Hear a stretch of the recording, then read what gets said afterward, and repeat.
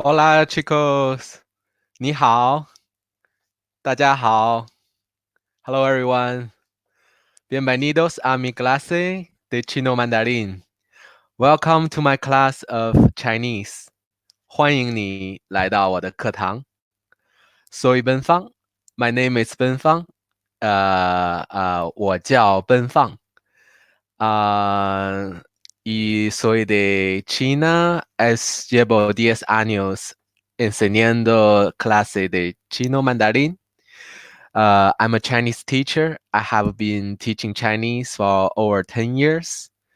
我是一名老师，我教中文已经10年了。¿Y vosotros de dónde estáis? Where are you guys from?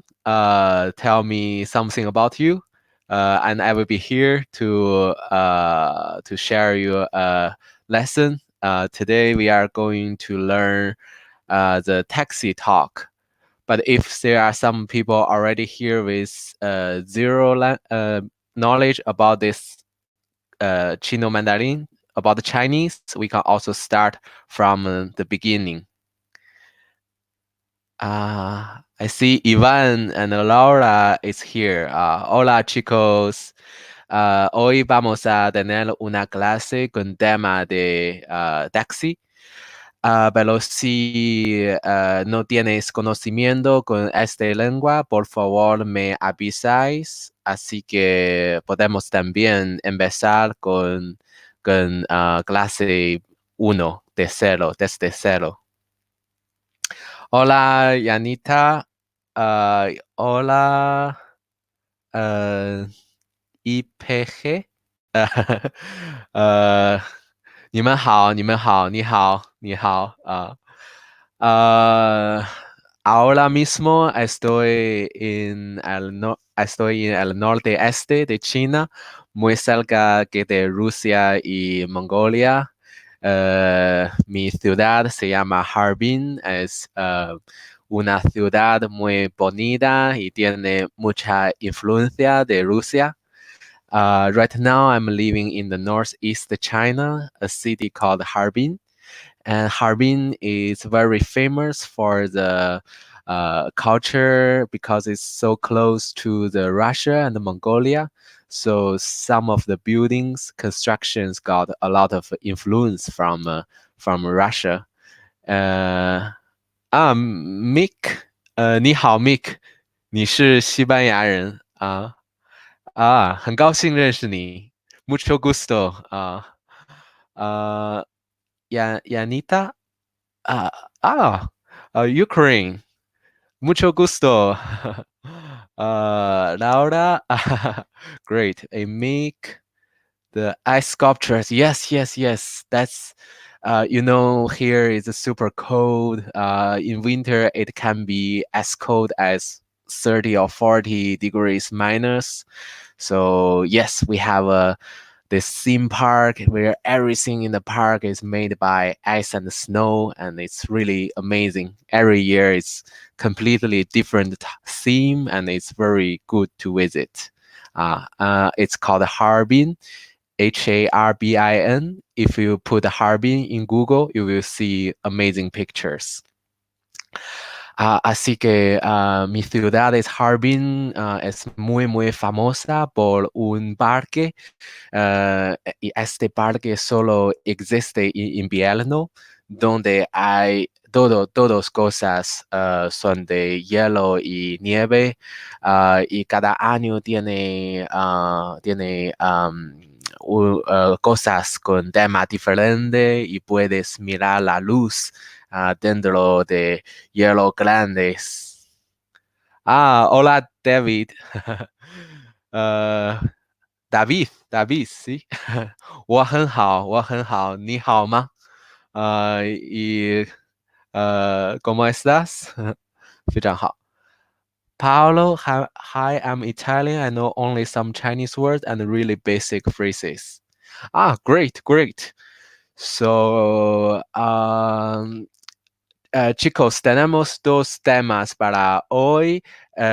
Por favor, me dejéis que estáis más interesado. Primero es chino, desde primero. O podemos hacer tema de taxi o tema de restaurante. Es que no sé qué niveles tenéis. Yo quiero buscar una clase que puede aceptar por todo.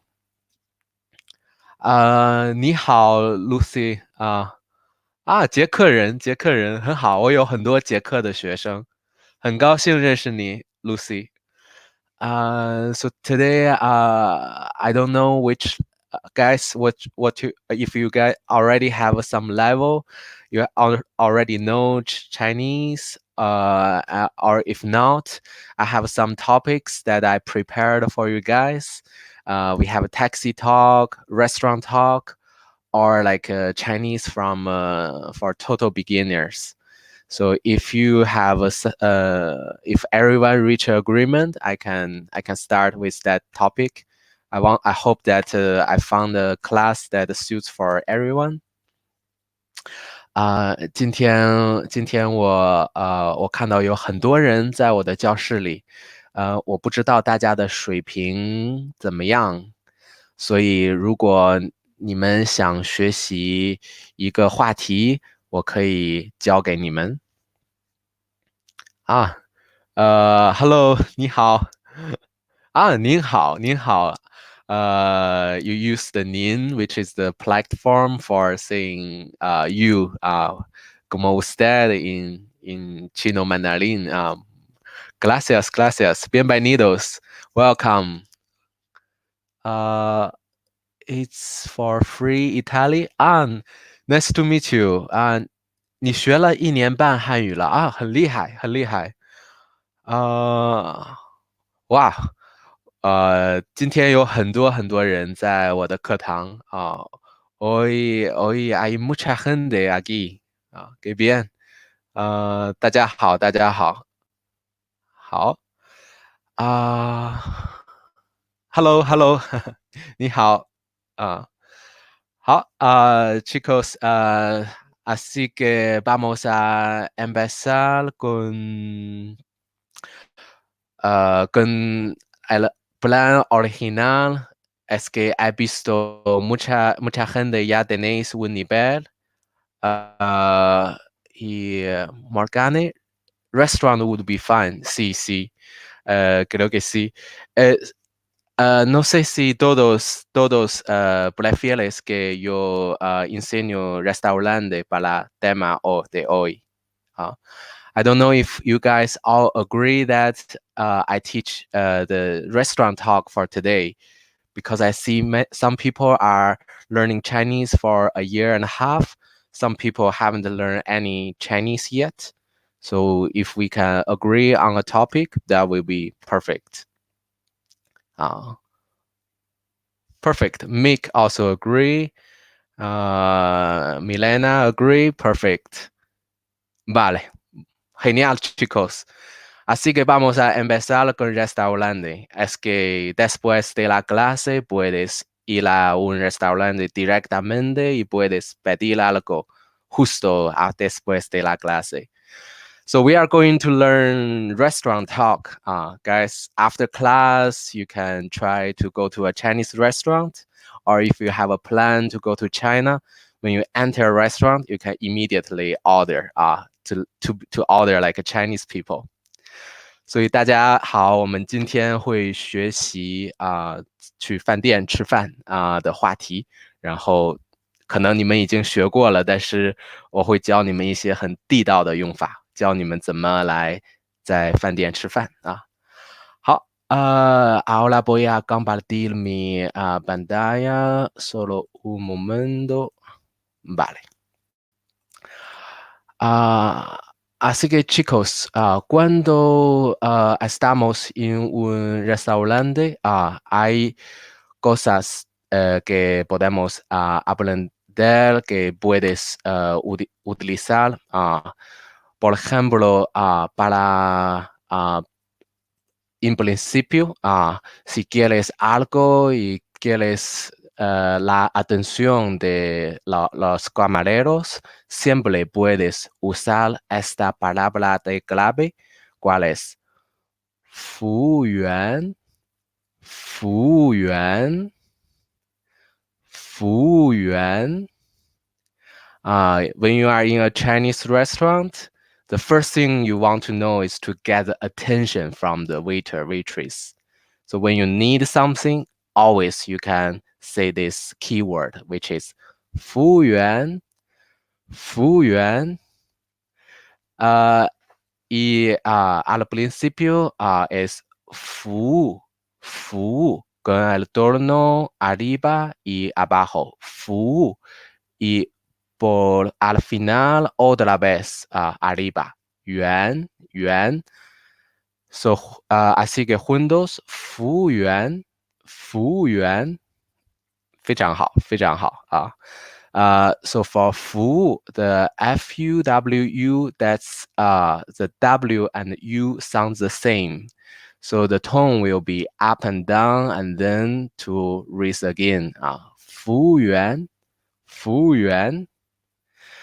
And in the restaurant, sometimes you may think it's not polite to say waiter, waitress, but it's okay because in our culture, when you need something, just be direct. It doesn't matter. It doesn't sound impolite to us at all. In real life, if you say 服务员 and if you use your voice louder, you will get help the first. So just be brave to say this 服务员, 服务员, and you can wave your hand, you can with loud voice, no problem.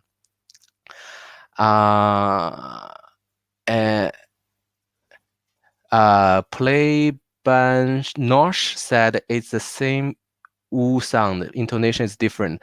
Yes. The W is the same as the U. Therefore, the FUWU together, it sounds like FUUU together. So 服务, 服务. There's no change of the mouth. And the last one is start with the E and yuan, yuan. Very good. Let's do this one again. 服务员，服务员。Perfect. That's 服务员。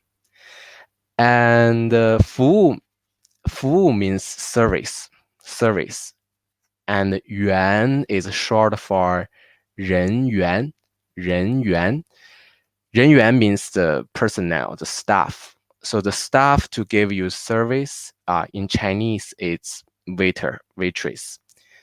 服务员，服务员。Perfect. That's the 服务员. There's no gender. It could be a boy, could be a girl. So every time you need something, you just be brave. 服务员，服务员, and you will be helped. Zoe said, could we join the live classes? We are in the live classes, no? Perfect. 好。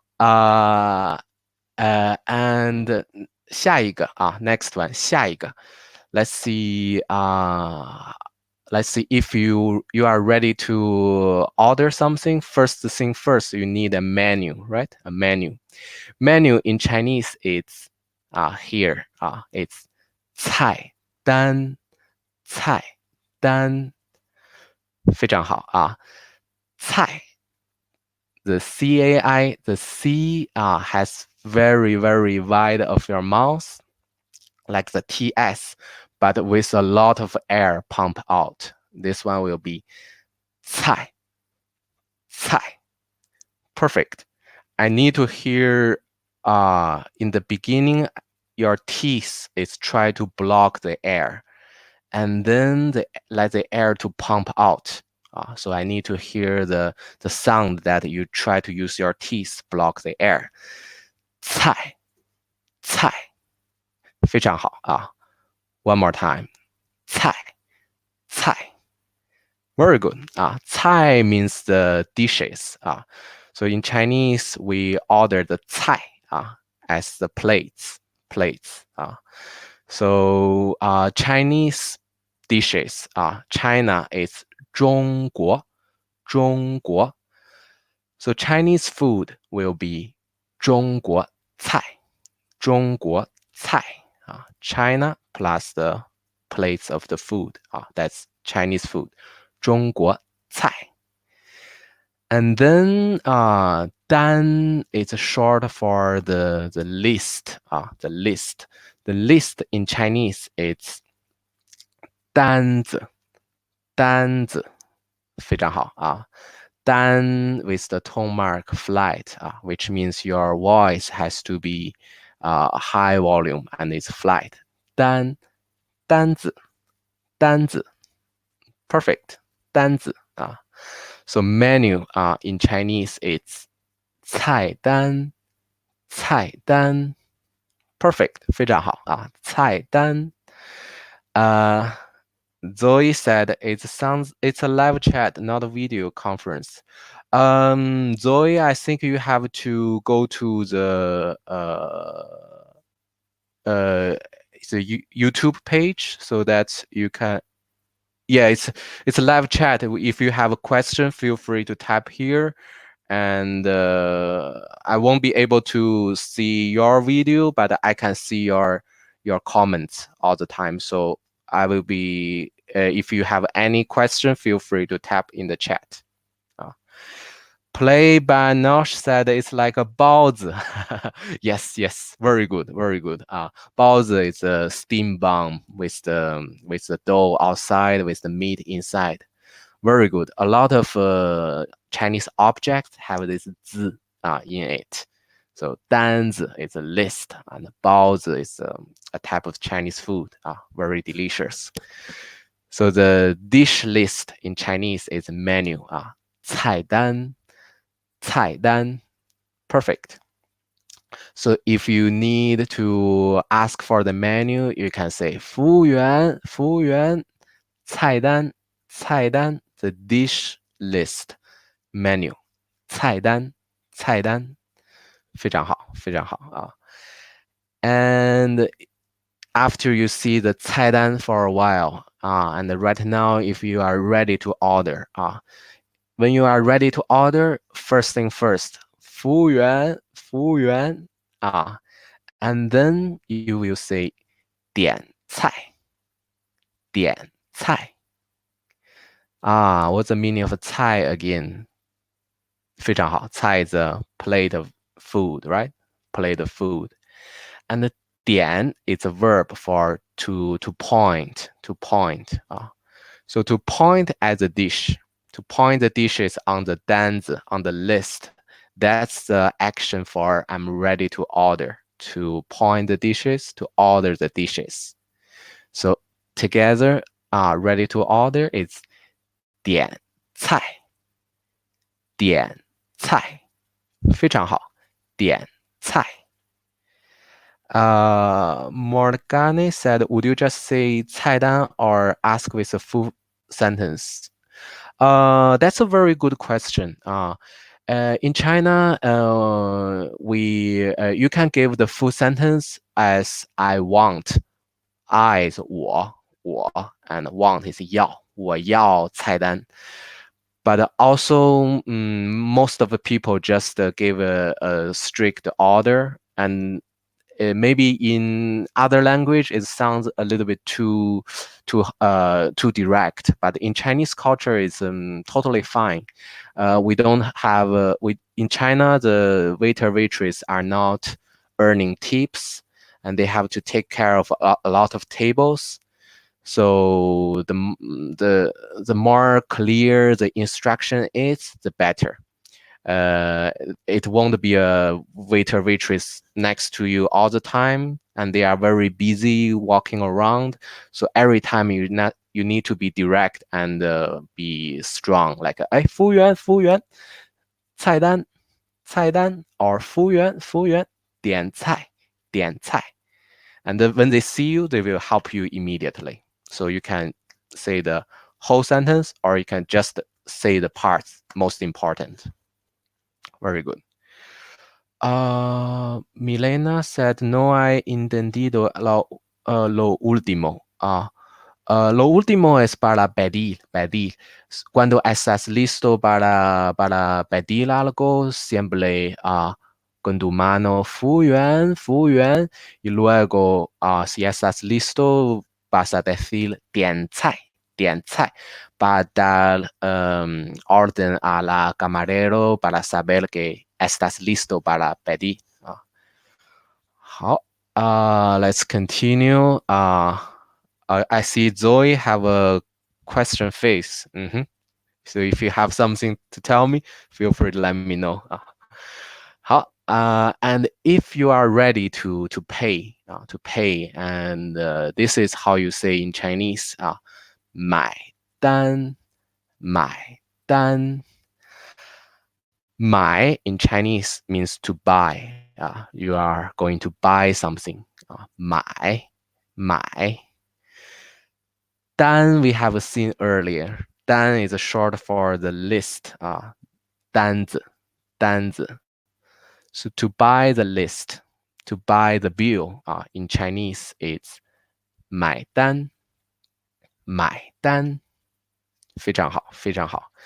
So if you are ready to pay, you can just wave the waiter, 服务员, 服务员, 买单, 买单. Perfect. 买单. 好, so let's review one more time. Guys, let's see. 我们看一下.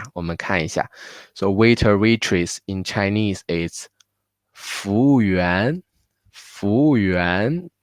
非常好. And ready to order. Menu. Menu is 菜单, 菜单.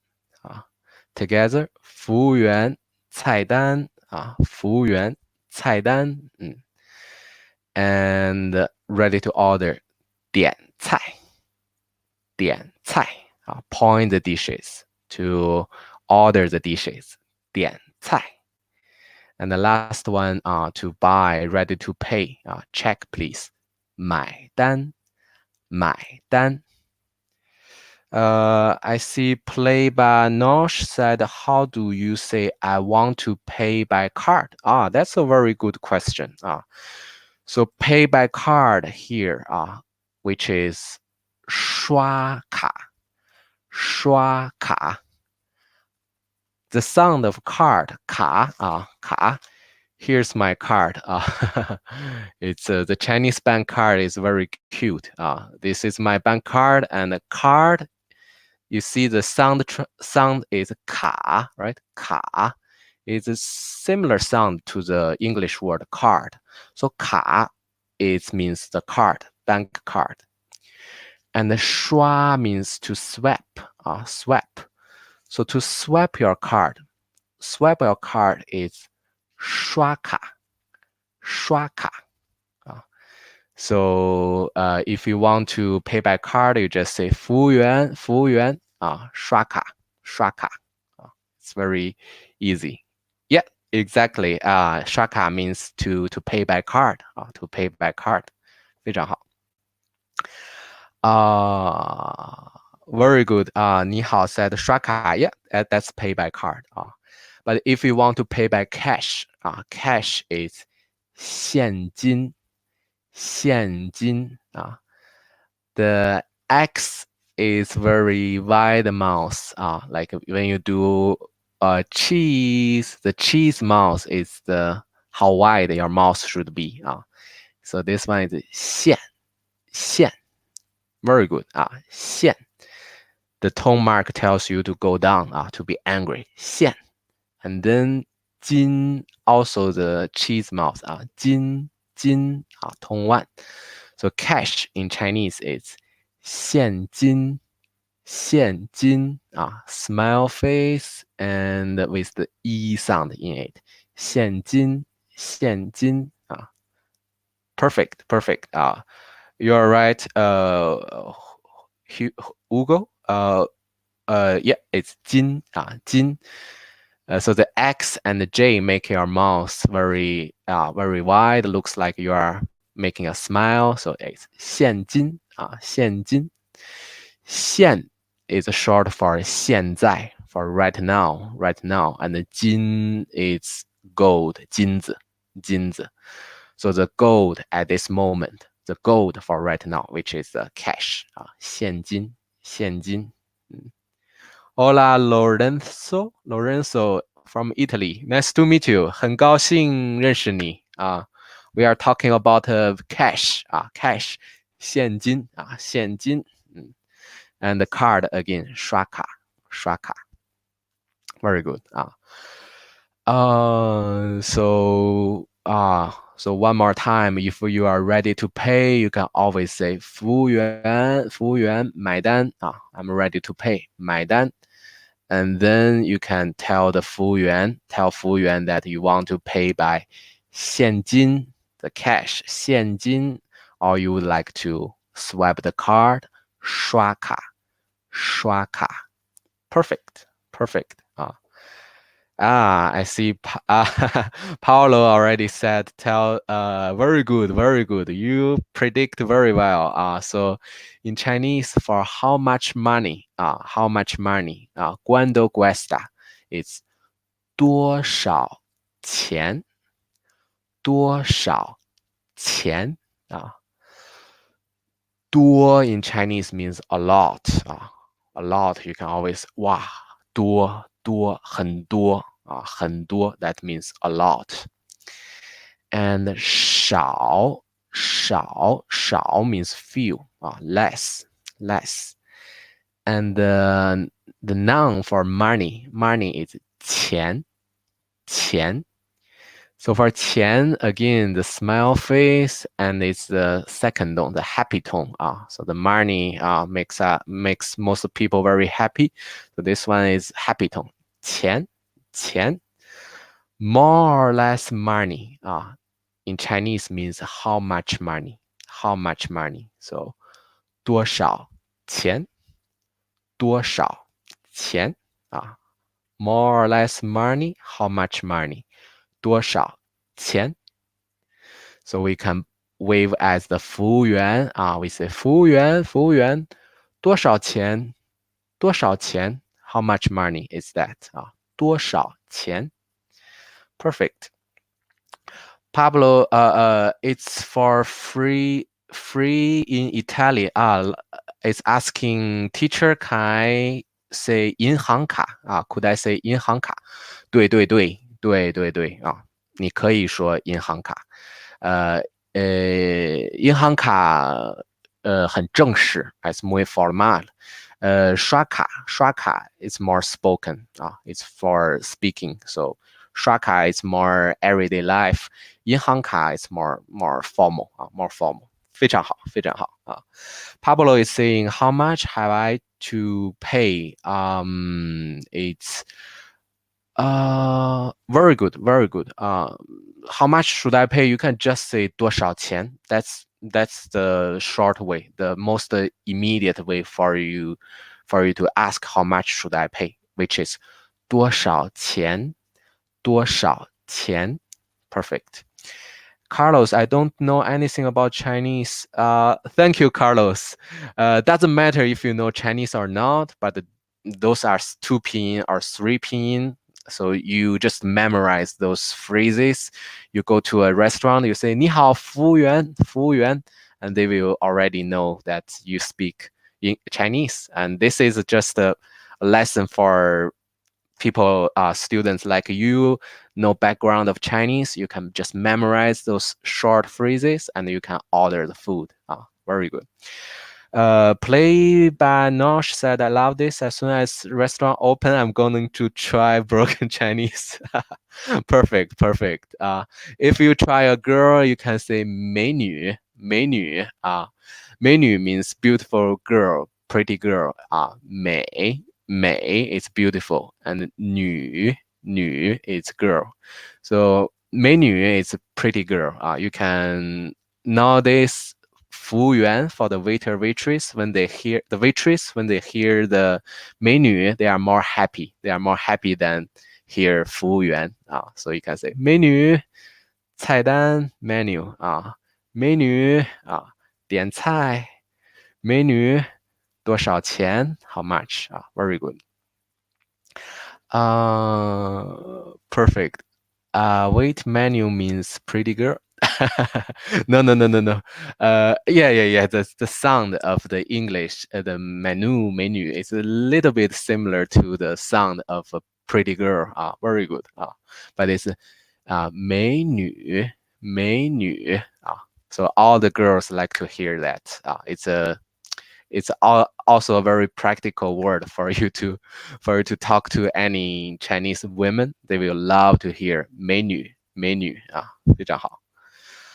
好 and another very practical phrase that you guys have to know, when you see the 菜单, when you see the menu, there are many Chinese characters. You don't know how to read those words, and you have no idea how to order, how to 点菜.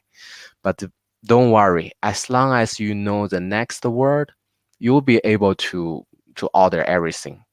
So this very magic word, it's 这个. One second. Where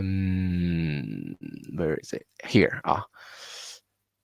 Not here. One second. I put it at another place.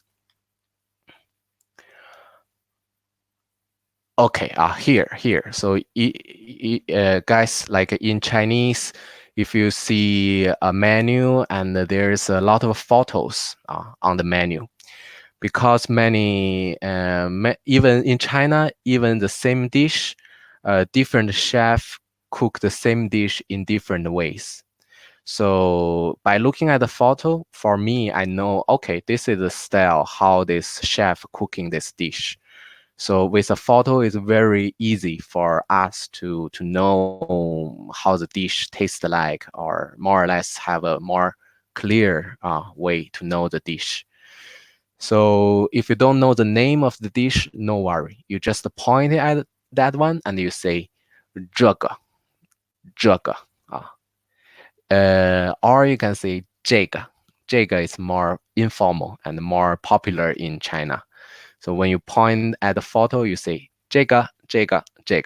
This one. Whatever food, you just point it and you say 这个. This one. Let's see. Pablo said it's correct to say 我要付多少钱? Paulo, that's very good. That's very good way to say how much should I pay.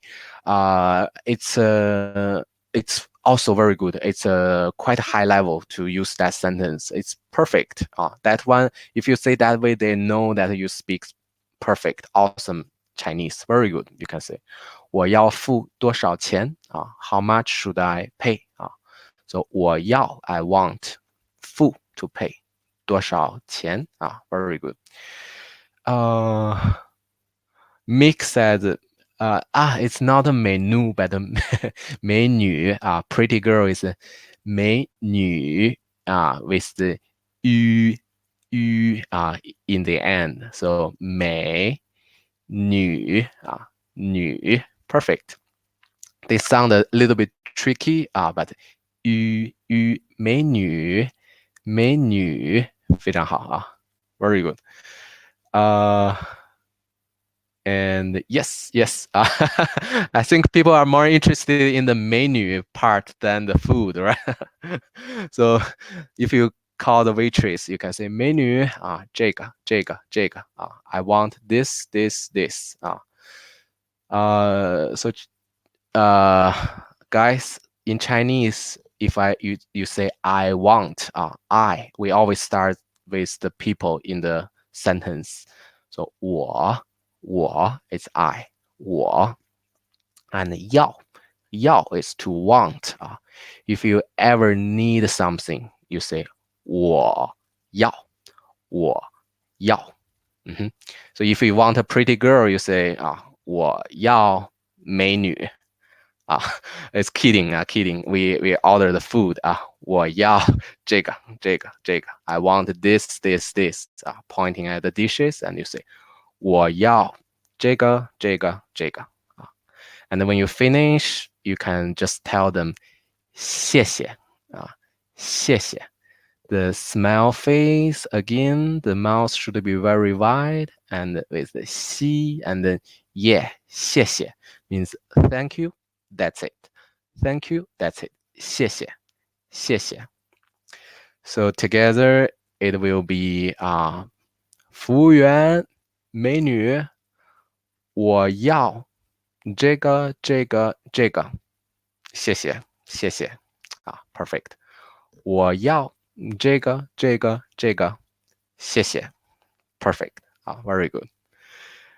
And I see Nisto. Sorry if I pronounce your name wrong, because sometimes I just make a guess. If I say pronounce your name wrong, please forgive me. So I see Nisto. Nisto said, "What about the pretty boy?" Pretty boy in Chinese is 帅哥there's like a Y in the first one. It's SH and Y. 帅. And 哥. Sound is a little bit from the throat. So 哥. So 帅哥 is for handsome boy. 帅哥.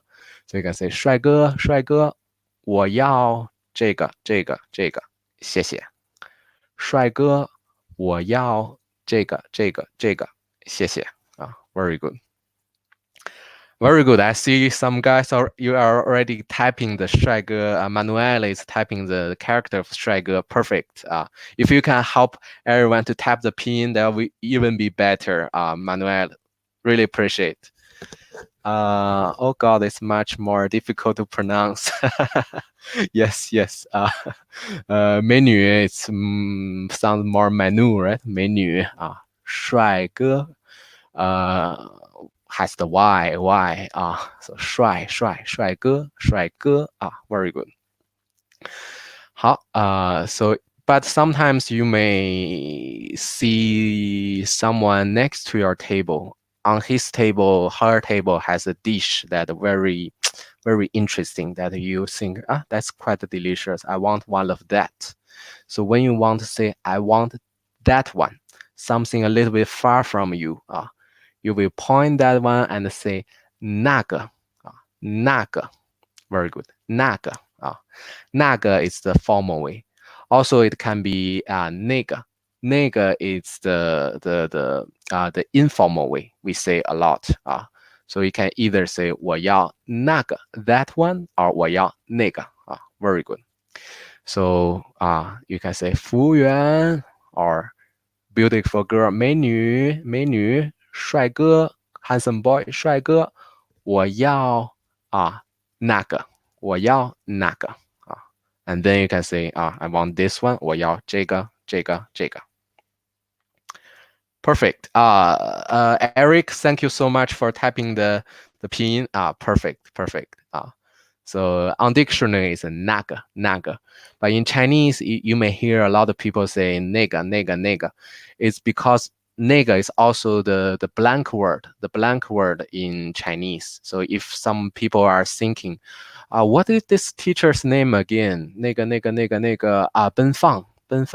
So 那个happen to be the blank word in Chinese. So if you hear people say it, it means they are thinking, try to recall something, or it can be that one. 那个. Very good. So one more time, guys. So I want is 我要. 我要. 非常好. And since you already know this and that, now we are going to learn some drinks in Chinese. So in Chinese, here are some very basic drinks in Chinese. Let's see. Ah, uh, Pablo says, "Can I say to a girl, 你很漂亮?" Very good, very good. 你 is you in Chinese. 你很 is very. 漂亮 is pretty. So if you want to make a new friend, you can say 你很漂亮, but only for girl, not for boy. For boy is 你很帅, 帅 For girl is 你很漂亮. Perfect. And Laura said, how do you say vegetarian or vegan in Chinese? That's very important. That's important. So first, Laura, for to eat in Chinese is 吃吃吃 is to eat 吃 and 肉 is meat for any type of meat it's 肉 so to eat meat is 吃肉 if you don't eat meat you are a vegetarian you just say 我 start with I 我 and no is 不 and I don't eat meat 我不吃肉我不吃肉 perfect that means I'm vegetarian I don't eat meat 我不吃肉in China, this is very important to know because some vegetable dishes they even have the minced, very small pieces of meat in a lot of vegetable dishes, 菜. So you have to say like 我不吃肉 to let them know that you are vegetarian. Very good, very good. Eric, thank you a lot. Is it about learning Chinese? Yes, we are learning Chinese. It's about let's continue. Let's continue with the drinks. So let's see. Coffee is just a sound translation. So coffee in Chinese very easy. It's 咖啡. Very good. 咖啡. And to drink in Chinese is 喝. That's you see on top of the each pinyin is all the flat mark. It tells you that your voice has to be flat. Don't go up, don't go down. So here to drink coffee is 我喝咖啡. 我喝咖啡. Very good. So if you need a coffee, you need a cup of coffee, you just say 服务员我要I want 喝 to drink 喝咖啡waiter I want to drink coffee or you can drop the 喝 just say I want coffee 服务员我要咖啡服务员我要咖啡 perfect and the tea in Chinese it's here now let's see the tone mark is tells you to rising to go up this one will be 茶 very good so 我要喝茶I want to drink tea 我要喝茶 very good and the next one is beer beer I'm not seeing the drink slides. Really? Let me take a quick look. I think you should be able to see the slides of. Yes. Just 1 second. Let me see. It's frozen. Can everyone see the slides of? Let me take a quick look. I think it should be fine. So cha is tea. Cha, very good. Can't see it either. Let me just reshare my screen to make sure you can see the slides. So I'm going to share my screen one more time. So I think, Jeffrey, could you help me to reshare it? I think now should be fine. Okay, great. So tea is cha. So you can say 服务员茶，服务员茶。Perfect. Now it works. Yes. I want great. So cha is tea. Cha, and with some unhealthy drink. Beer. That's my favorite. Beer in Chinese is 啤酒. 啤酒. It's so pi with a lot of air. 啤. With a lot of air pump out. The beer makes us happy. The happy tone goes up. 啤. And then 酒. Very good. The curve, the roller coaster to go down and then go up. Go down, go up. 酒. So beer in Chinese is 啤酒. Perfect. And how to say I want to drink beer? 我要喝啤酒。Perfect. 我要喝啤酒。Perfect. And the last one is it's 牛奶。牛奶 the milk. 牛奶 very good. 牛奶 for the milk. Perfect. 好。Let's see. Christina, thank you very much, Christina. Could you change the slide? Yes, we are going to change the slide now. The guy that made the Do You Speak English video? Let's see the next one. Let's see the next one. It's now we are going to put everything that we learned in a dialogue to review, make a review of the restaurant talk.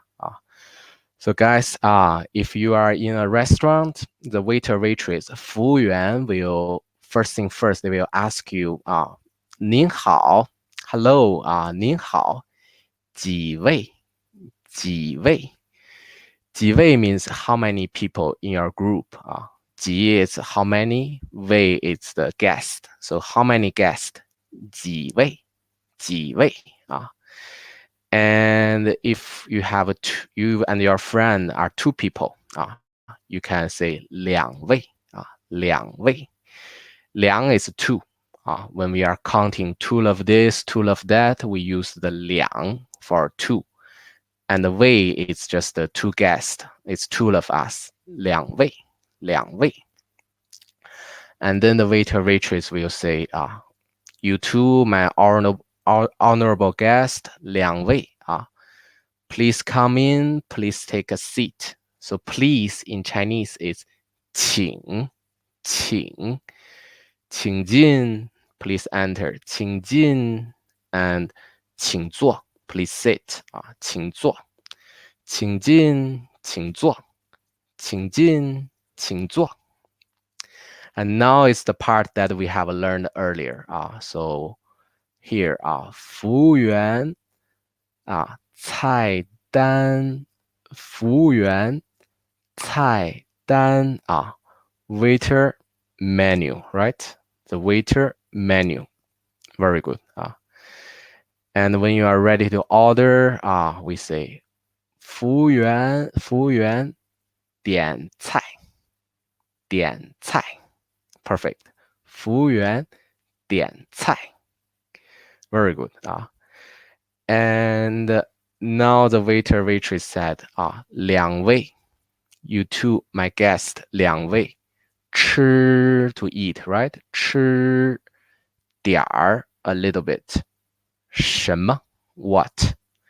You two, something to eat a little bit of something. 两位吃点儿什么？两位吃点儿什么？ Very good. And then, as I said, let's see how do you remember how the meaning of this sentence? 我要这个两个这个和一个那个，非常好I want this one, two unit 两个 two unit of this one 这个两个这个和 means and ，and 和一个 one unit 一个那个 one of that one 一个那个。So I want this, two of this, and one of that will be 我要这个两个这个和一个那个。Very good Those are the sentences you will see a lot, you will hear a lot, use a lot in a real Chinese restaurant. Those are enough. As Play by Nosh said, those are the enough sentences for you to use in a Chinese restaurant. It's enough because always the same situation. And Morgane said it's 点儿 necessary in that question. Very good question. This 点儿 without 点儿 is a little bit dry, the question. Like 吃什么 eat what? What do you want to eat? 吃什么 It's a little bit strong.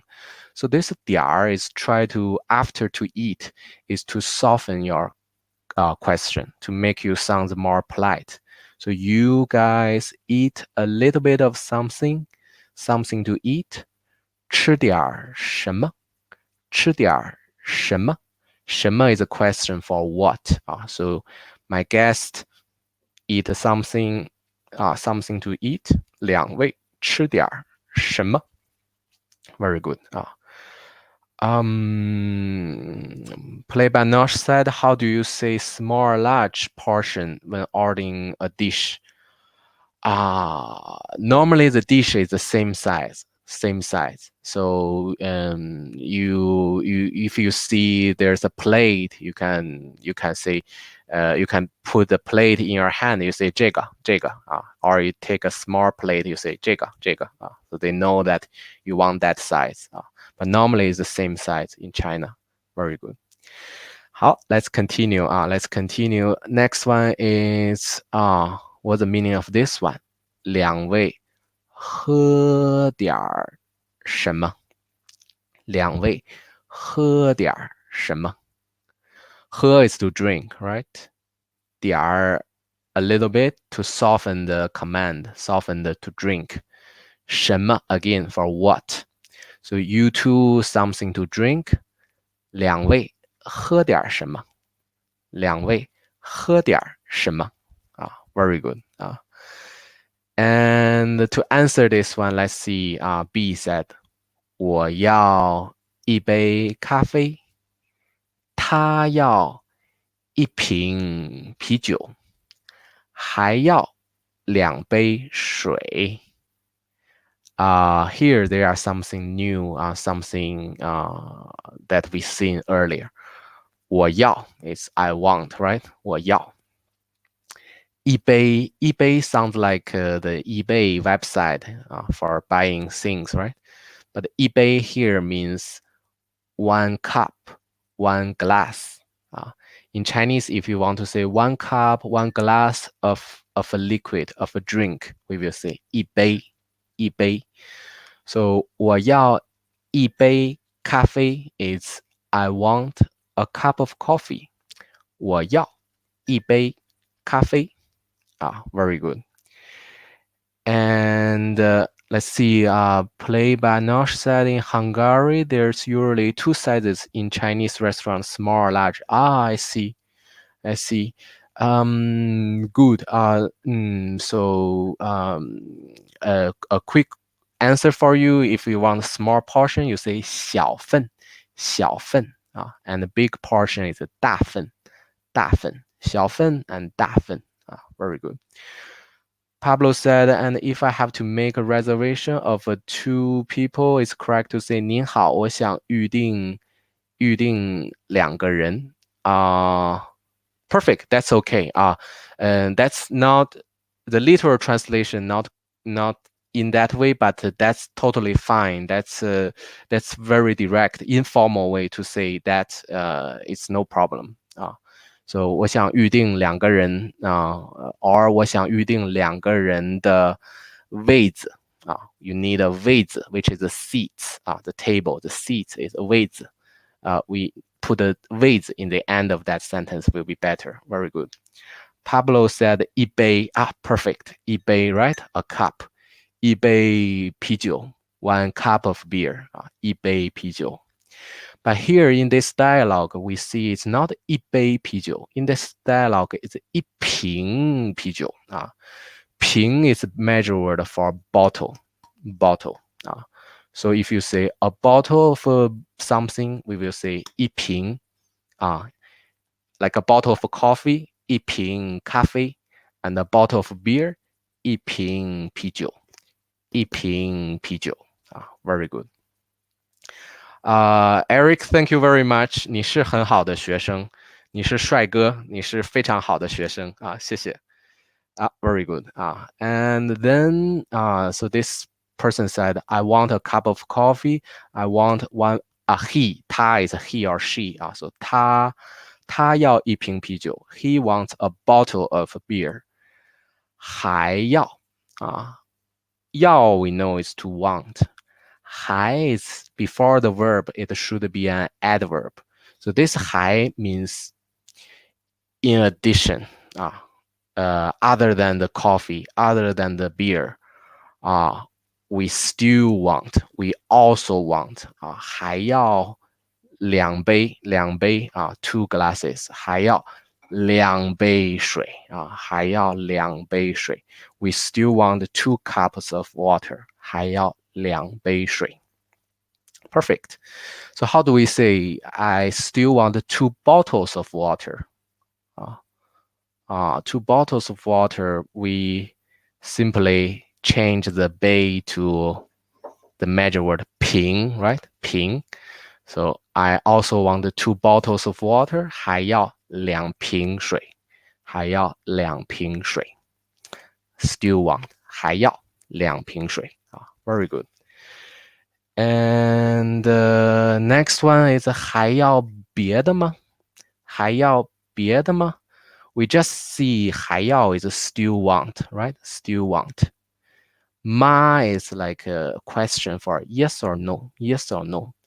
And this 别的 is other things, other things. So you already order food, you already order drinks, so they want to ask you something else. You still want other things, yes or no. 还要别的吗？还要别的吗？不要了。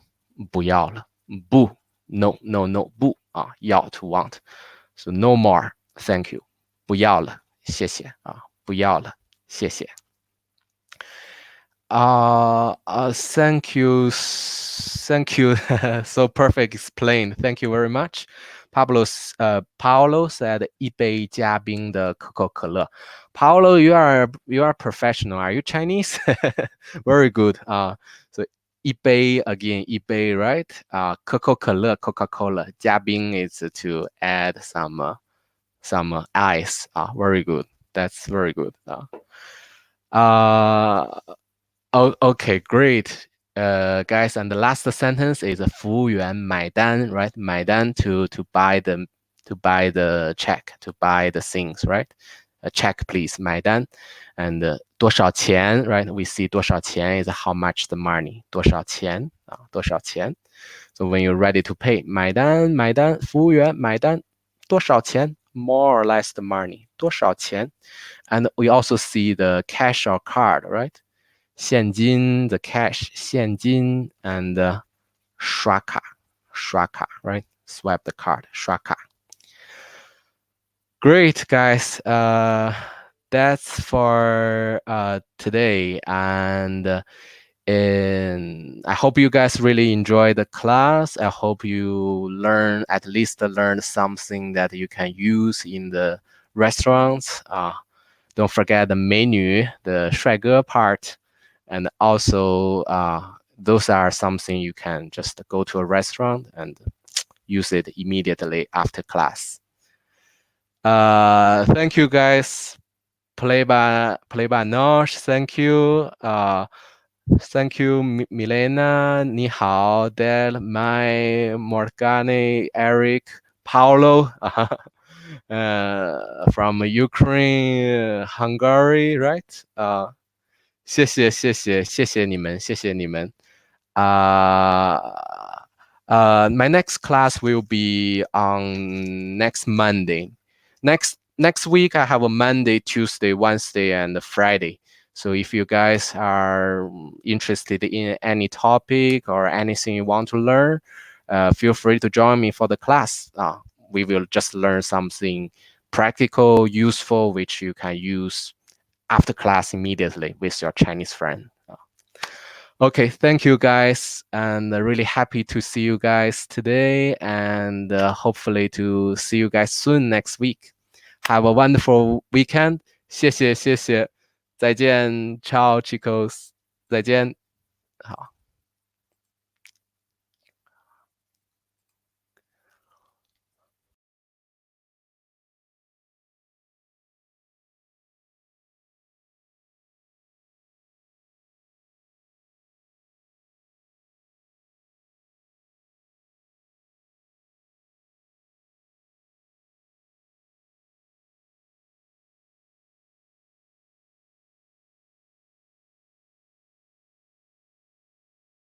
Es aprender.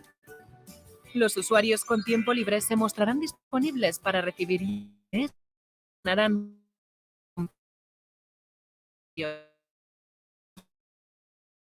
gratuita en nuestra aplicación. Únete a nuestra comunidad, haz nuevos amigos y mejora en todos los idiomas que quieras. Descarga Lingui y practiquemos juntos.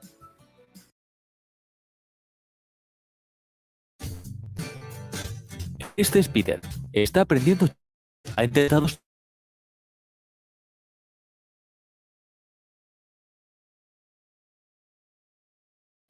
pero sí teniendo problemas para hablar. Estas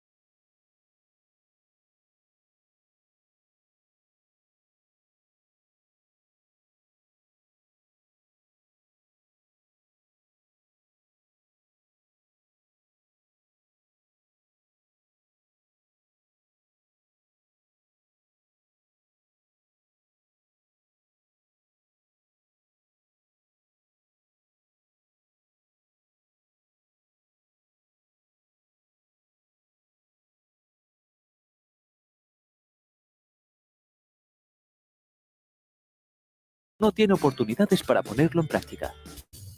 Con italki, Peter y María pueden recibir clases personales online para hablar con fluidez del idioma. También para aprender un idioma en italki. Empieza hoy en 3 simples pasos. Primero, inglés, alemán, chino, francés, japonés. Italki tiene profesores para cualquier idioma. Escoge un profesor. Con italki puedes ver entre miles de profesores con experiencia de todo el mundo. Tercero, las clases de idioma online son el mejor método para aprender con profesores nativos. Con italki tendrás un profesor de idiomas personal y conversaciones reales con hablantes nativos. Cada día miles de personas aprenden con profesores internacionales a través de italki. Encuentra al profesor hoy y domina el idioma de tu elección.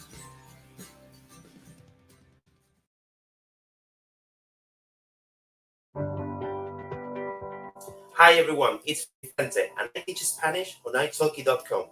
And today we will be talking about 3 grammar rules when you start learning Spanish.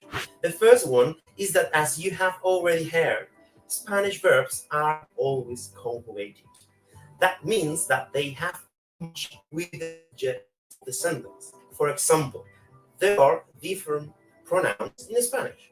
Yo, tú, él, ella, usted, nosotros, nosotras, vosotros, vosotras, ellos, ellas, y ustedes. All these pronouns have their own conjugations. Very common for beginners to mix them up. So remember, Peace.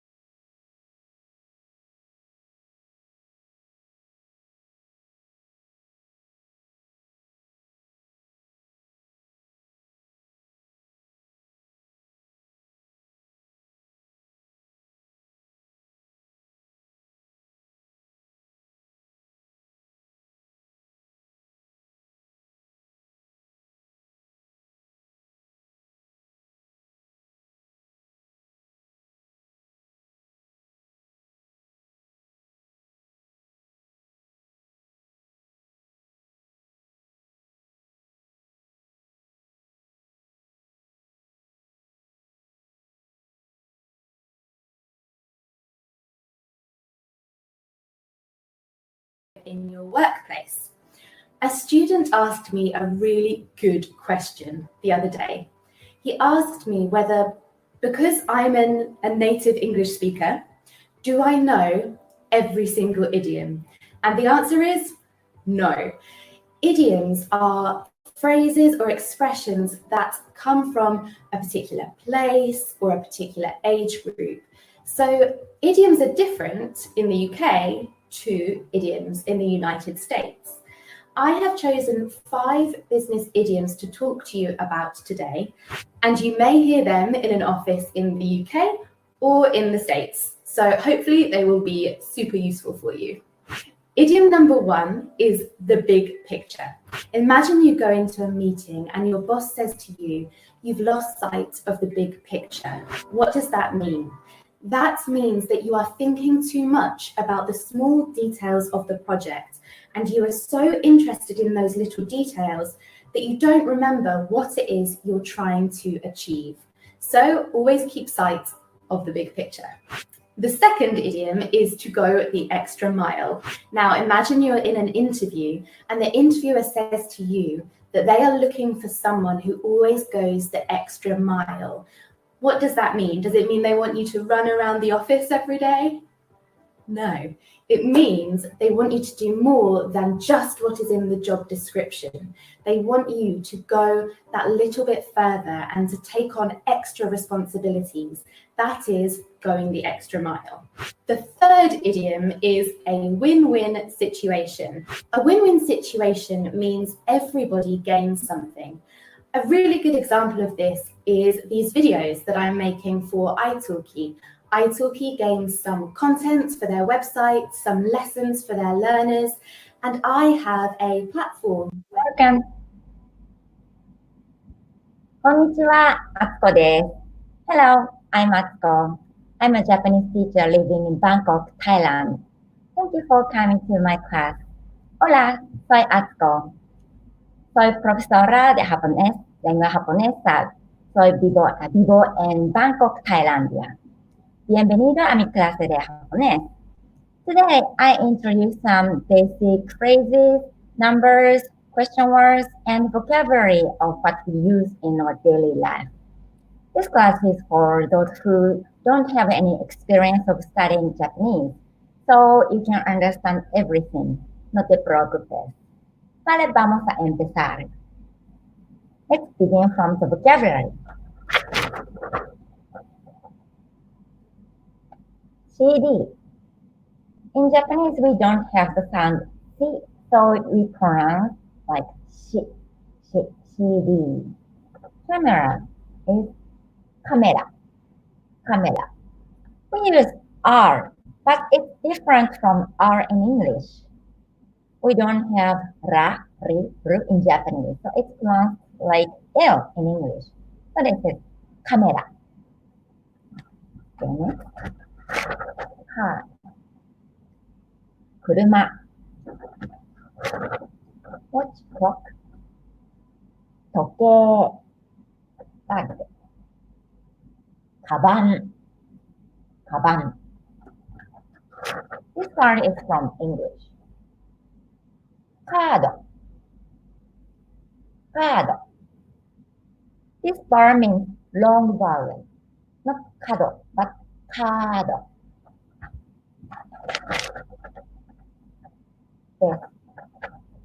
Tsukue.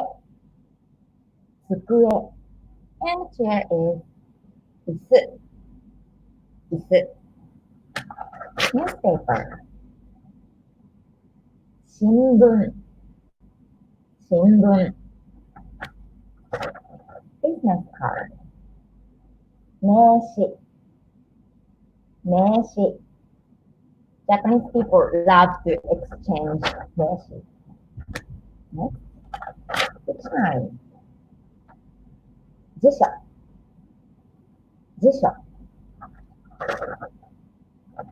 key 鍵 umbrella 傘 TV テレビ We don't have D sound in Japanese, so we use D instead. テレビ and radio is ラジオ。ラジオ。We don't have D sound in Japanese, so this is ラジオ。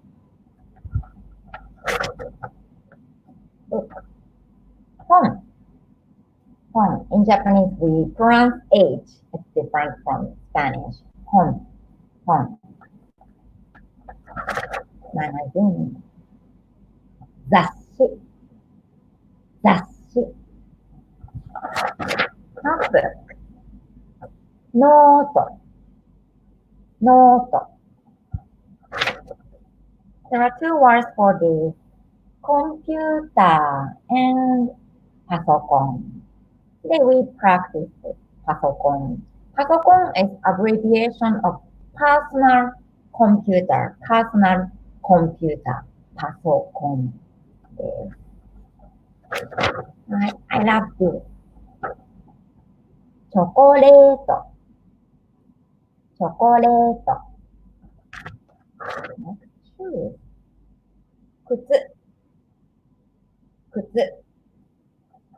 はい。ネクタイ。ネクタイ。ネクタイ。ネクタイ。This one is from English. Wine. Wine. The currency. Japanese currency. Yen. Not yen. Yen. Dollar. ドル。ドル。ユーロ。ユーロ。Okay. Let's check from the beginning again. Please repeat after me. Villa-san. Hi. Thank you for the message. CD. カメラ。車。レックさん、こんにちは。時計。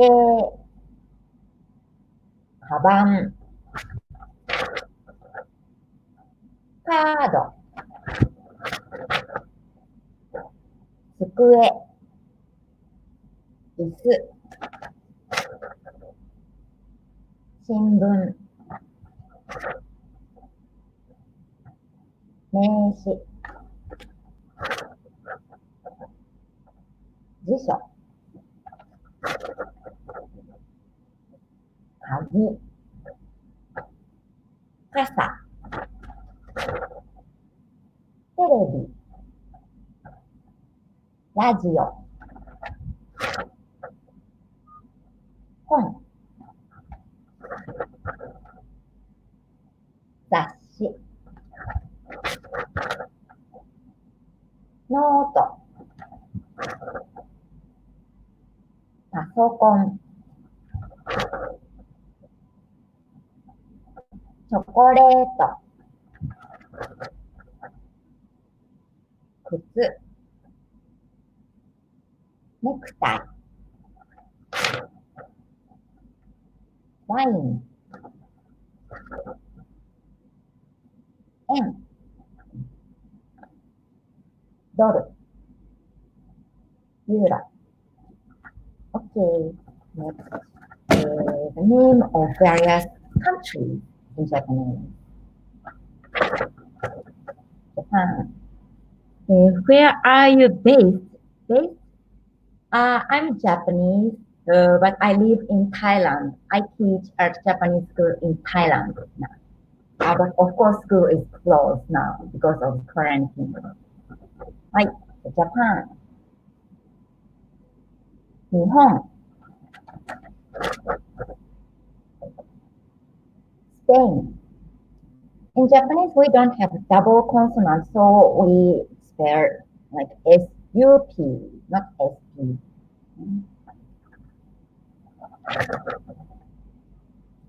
France. As we don't have double consonants, F-U-R, not F-R. 私はオランダ出身です。あ、そうですか。よしえんさん。はじめまして。メッセージありがとうございます。はい。フランス。And this F is different from English. In Japanese, not but フランス not touch, no friction. フランス。This is very different from English. イギリス。イギリス。サワディーカー。サワディーカー。ドイツ。This is not from English. It's from German. ドイツ。ドイツ。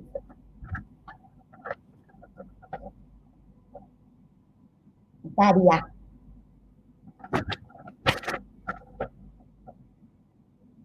スイス。スイス。アメリカ。アメリカ。Now, this word is not from English. We originally have Japanese word. 中国。中国。Okay, next, language. Language. こんにちは。こんにちは。Japanese language. ね。Japan is 日本。Japanese language is 日本語。日本語。Go after the name of the country. Japan is 日本。Japanese language is 日本語。Then how about Spanish? Hola, buenos días. Lengua española. Spain go. Spain go. Then how about bonjour? Bonjour. Country is France. For French language is France go. France go. Then how about English? English. English is not イギリス語 not アメリカ語 but English is 英語。英語。Then how about German? German language. ドイツ語。ドイツ語。ね。チャオ。チャオ。イタリア語。イタリア語。ね。アレクサンロ、サワディーカー、サワディ、サワディ、タイ語。タイ語です。I love Thai alphabet. It's so cute. Okay, so let's make sentences using this vocabulary.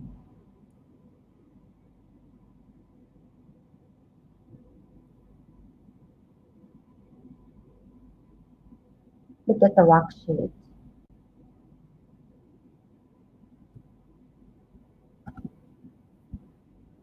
Okay, look at number 1. The girl has a camera. She says, this is camera. This is camera. In Japanese, when something is my side, we say, これ。これ。this. これ。This is camera. Camera. Camera. The sentence is, now X is this. Y is camera. So sentence is, これはカメラです。これはカメラです。This is camera. Okay. はい。じゃあ、number 2. The car is far from both of us. When something is far, we say, あれ。あれ。that. And car is 車 in Japanese. So sentence is あれは車です。あれは車です。Okay. Next, the boy has clock. So something is at the listener side. This is me, this is you. それ。それ。And clock is 時計 in Japanese. 時計. So can you make a sentence?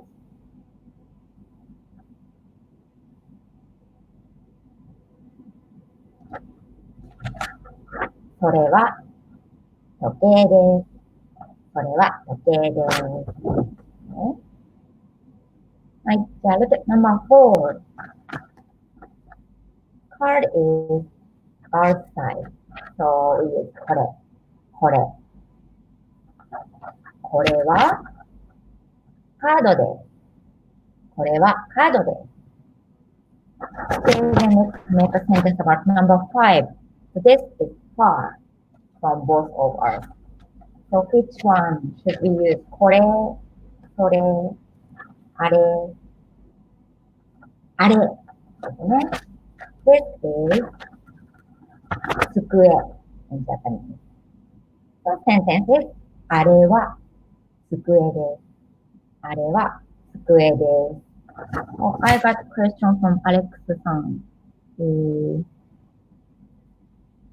Can you please explain how the character for east can be read as Higashi and Azuma? This is not only about the kanji east. In Japanese, one kanji has several sounds. Hiragana and katakana has only one sound, but almost all the kanji has many, several, or sometimes many sounds. That's the kanji in Japanese. Okay. 訓読み、東、東。Both of them are 訓読み。Actually, native Japanese don't care this sound is 訓読み or 音読み。They never care about that. Okay, じゃあ number 6. Newspaper. This is newspaper. これは新聞です。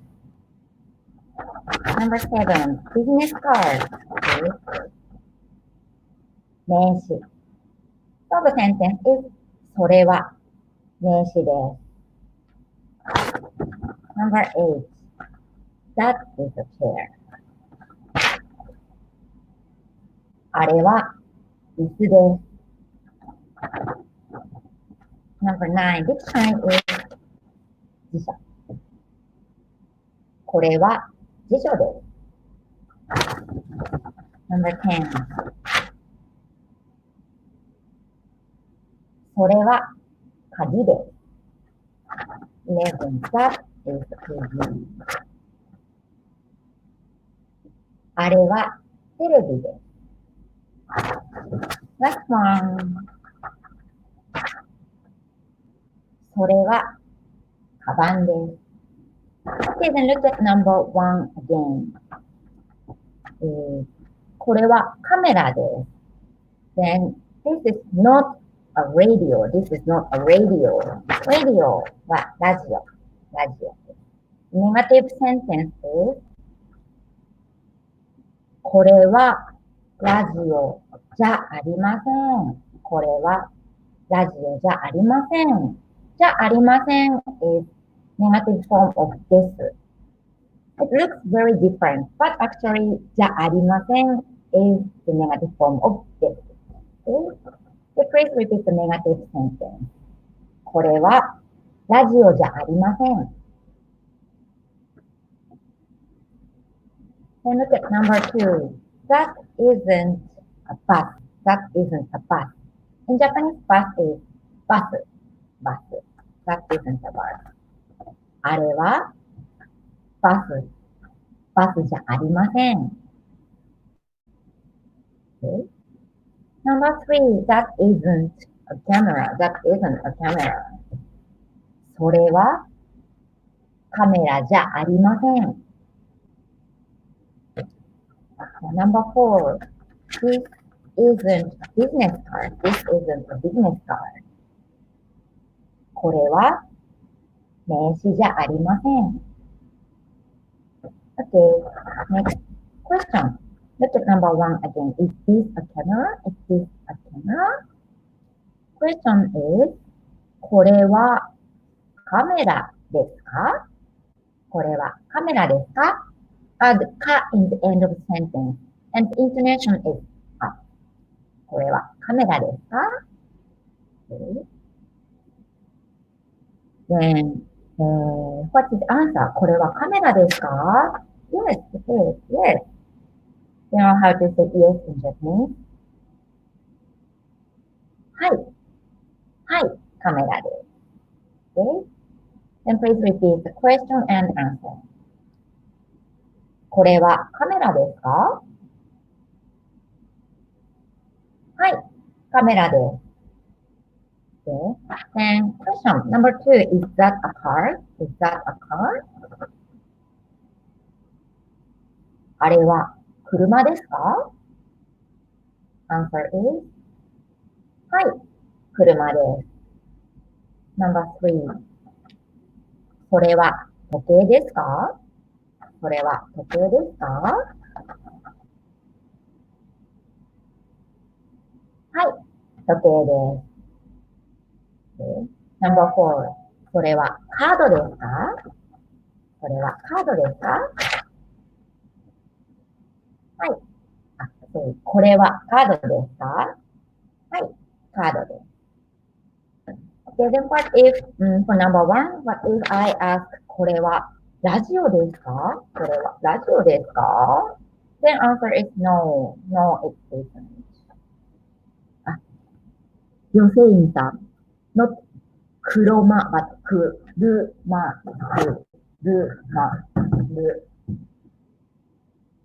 車。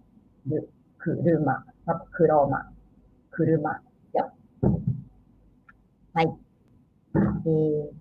じゃあ、ナンバーワン。これは、ラジオですか？ Answer is no. いいえ、ラジオじゃありません。ネガティブです。いいえ、ラジオじゃありません。カメラです。Okay. Then what if I ask for number 2? あれはバスですか？あれはバスですか？いいえ、バスじゃありません。車です。Okay. Number 3. それはカメラですか？それはカメラですか？いいえ、カメラじゃありません。時計です。Number 4. これは名詞ですか？これは名詞ですか？いいえ、名詞じゃありません。カードです。Okay, so I ask you question for number 5. Please answer in Japanese. あれは椅子ですか？あれは椅子ですか？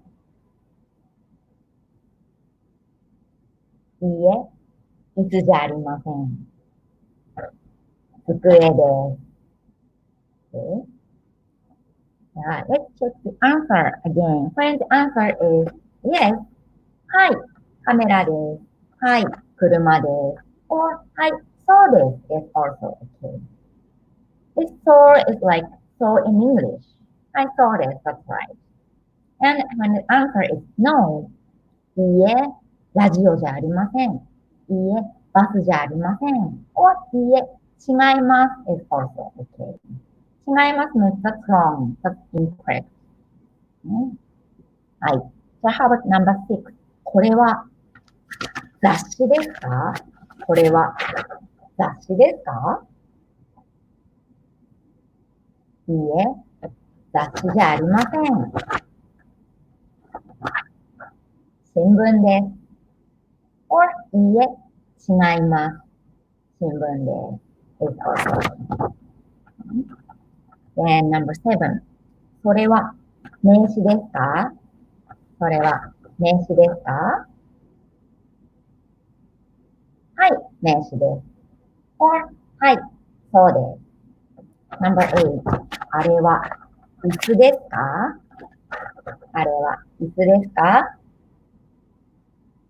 はい、そうです。はい、椅子です。トマさん、question. little, by, ルビー、ロード。あ、トマさん、nice idea. little Ruby is here. Little Ruby is here.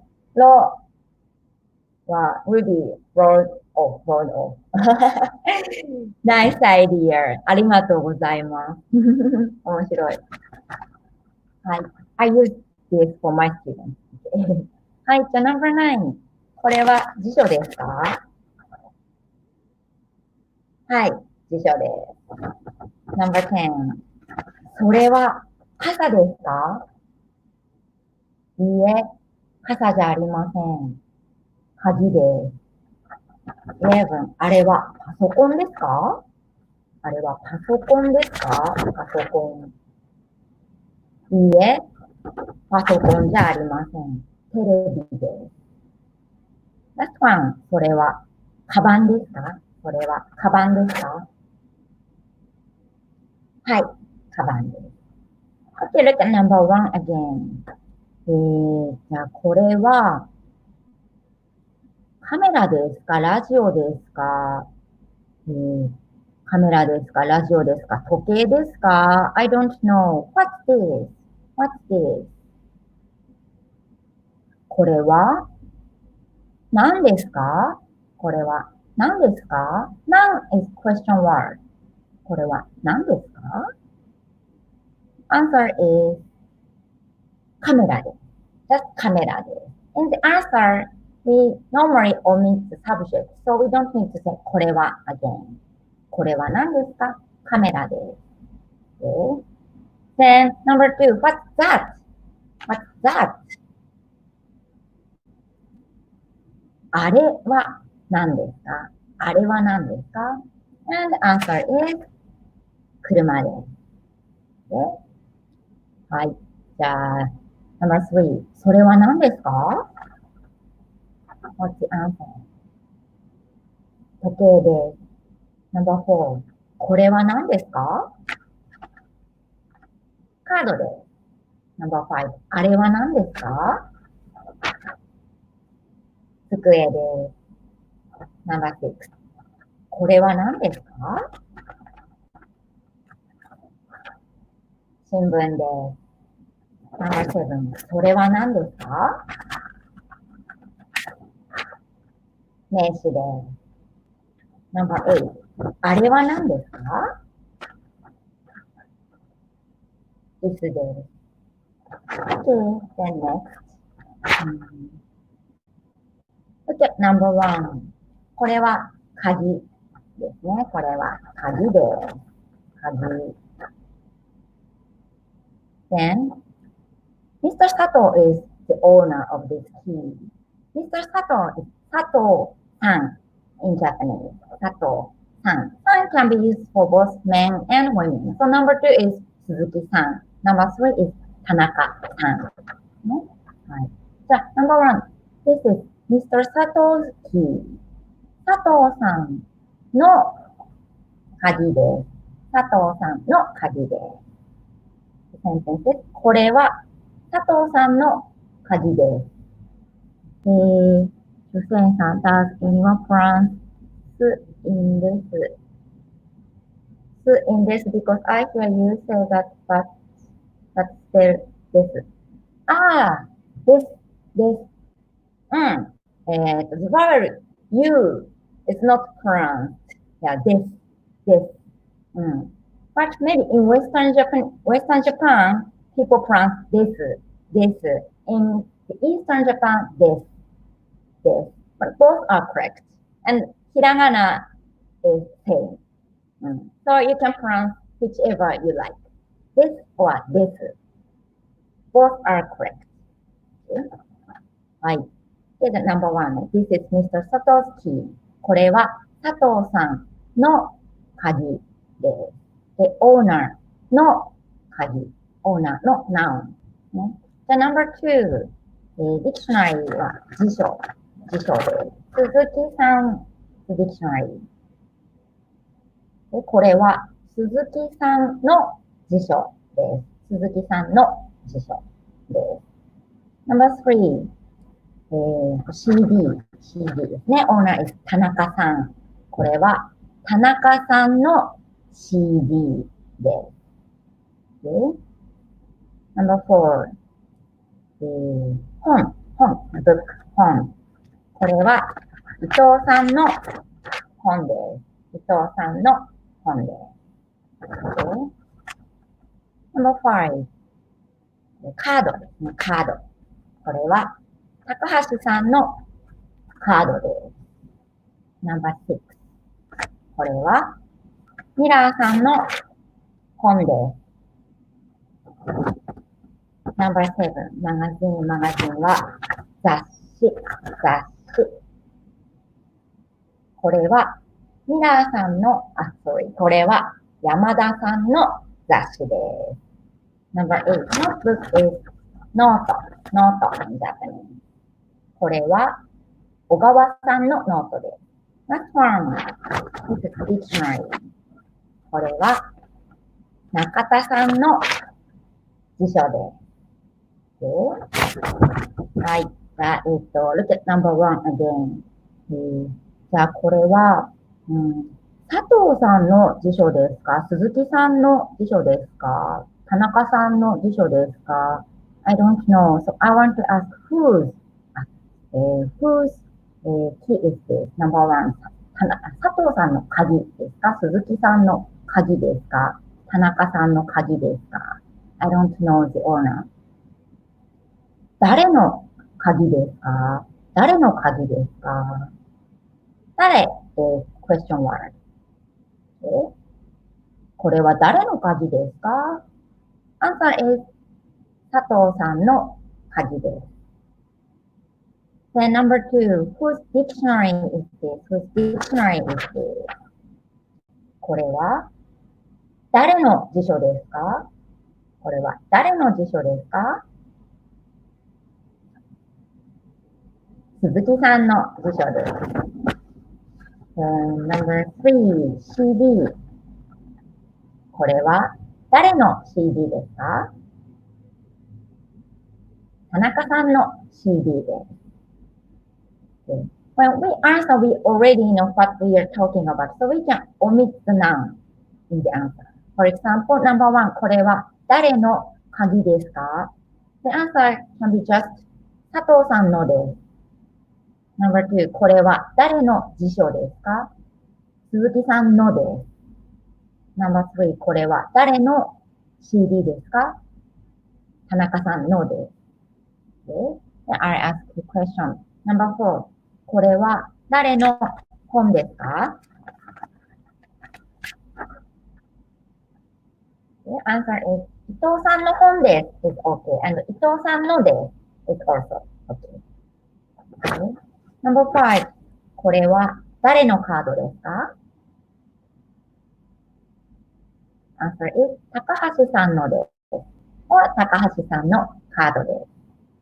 Number 6, これは誰の本ですか？ミラーさんのです。Number 7, これは誰の雑誌ですか？山田さんのです。Number 8, これは誰のノートですか？小川さんのです。Last one, これは誰の辞書ですか？中田さんのです。Okay, then, look at number 1 again.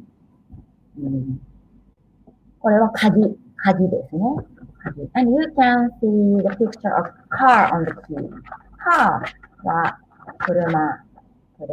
これは車の鍵です。車の鍵です。Okay? Number 2 is English dictionary. English is 英語。これは英語の辞書です。英語の辞書です。Then how about number 3? Spanish. Spanish language is スペイン語。Like Josein San said, I pronounce not Spain, but Spain, because for me it's more, it's easier to pronounce. But both are correct, Spain or Spain. Okay. The same with this. Okay. The Spanish CD is スペイン語の辞書。これは、スペイン語の CD です。Okay. Number 4, French book. French language. French language. フランス語。これはフランス語の辞書です。Number 5, bank. Bank is 銀行in Japanese. これは銀行のカードです。Number 6, Japanese. これは日本語の本です。Number 7, magazine は雑誌。これはカメラの雑誌です。で、Number 8, German notebook. Country is ドイツ。So German language is ドイツ語。これはドイツ語のノートです。Okay, last one. Or it's Japanese, Chinese, Korean. I want to ask. 日本語の辞書ですか？中国語の辞書ですか？ I don't know. 何の辞書ですか？何の辞書ですか？ None is question word. And answer is Chinese dictionary. 中国語の辞書です。で、これは何の辞書ですか？中国語の辞書です。Then how about number 1? これは何の鍵ですか？これは何の鍵ですか？車の鍵です。車の鍵です。Number 2. これは何の辞書ですか？英語の辞書です。Number 3. これは何の CD ですか？スペイン語の CD です。Number 4. これは何の本ですか？フランス語の本です。Number 5. Bank is 銀行。これは何のカードですか？銀行のカードです。Number 6. これは何の本ですか？日本語の本です。7. これは何の雑誌ですか？カメラの雑誌です。8. これは何のノートですか？ You remember German? ドイツ語のノートです。で、last one. これは何の辞書ですか？中国語の辞書。Okay, then let's practice a little bit longer conversation. Okay? はい。じゃあ look at this. The person on the left side is asking, what's that? What's that? それは何ですか？ What's the answer? CD です。And second question. Can you guess the question? Answer is A, B, C, D, English. The question is, 何の CD ですか？ And the person on the right side answers, 英語の CD です。So please repeat after me the whole conversation. それは何ですか？ CD です。何の CD ですか？英語の CD です。Okay, so I'm person A on the left side, you're person B on the right side. I ask you a question. Okay? それは何ですか？何の CD ですか？ Good, then switch. You start. CD です。英語の CD です。Okay, next number 1. What's that thing? それは何ですか？ Answer is カードです。カードです。何のカードですか？ And what's the answer? Hospital. 病院。病院のカードです。Okay, next. What's that? それは何ですか？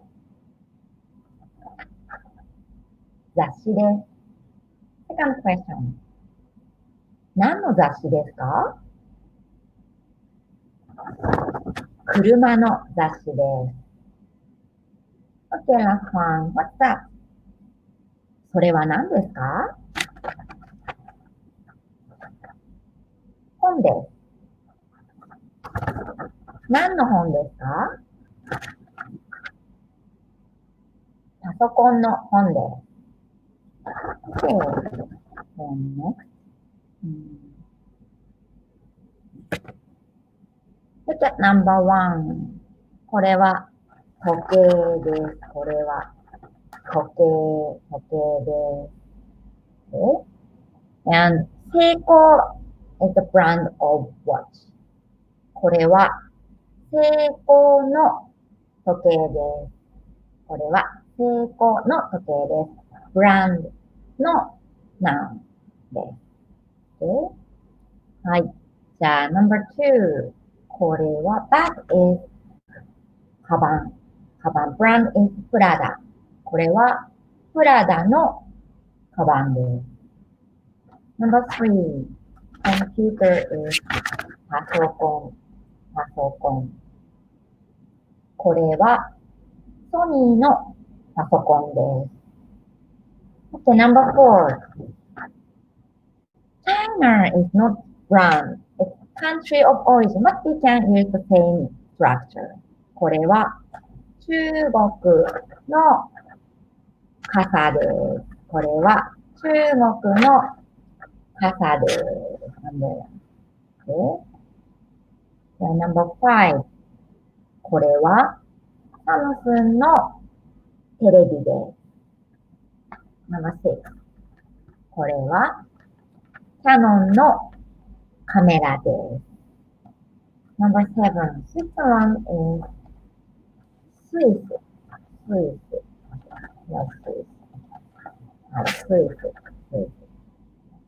これはスイスのチョコレートです。No.8. Can you make a sentence? これはフランスのワインです。No.9. はい、ネクタイ。ネクタイ。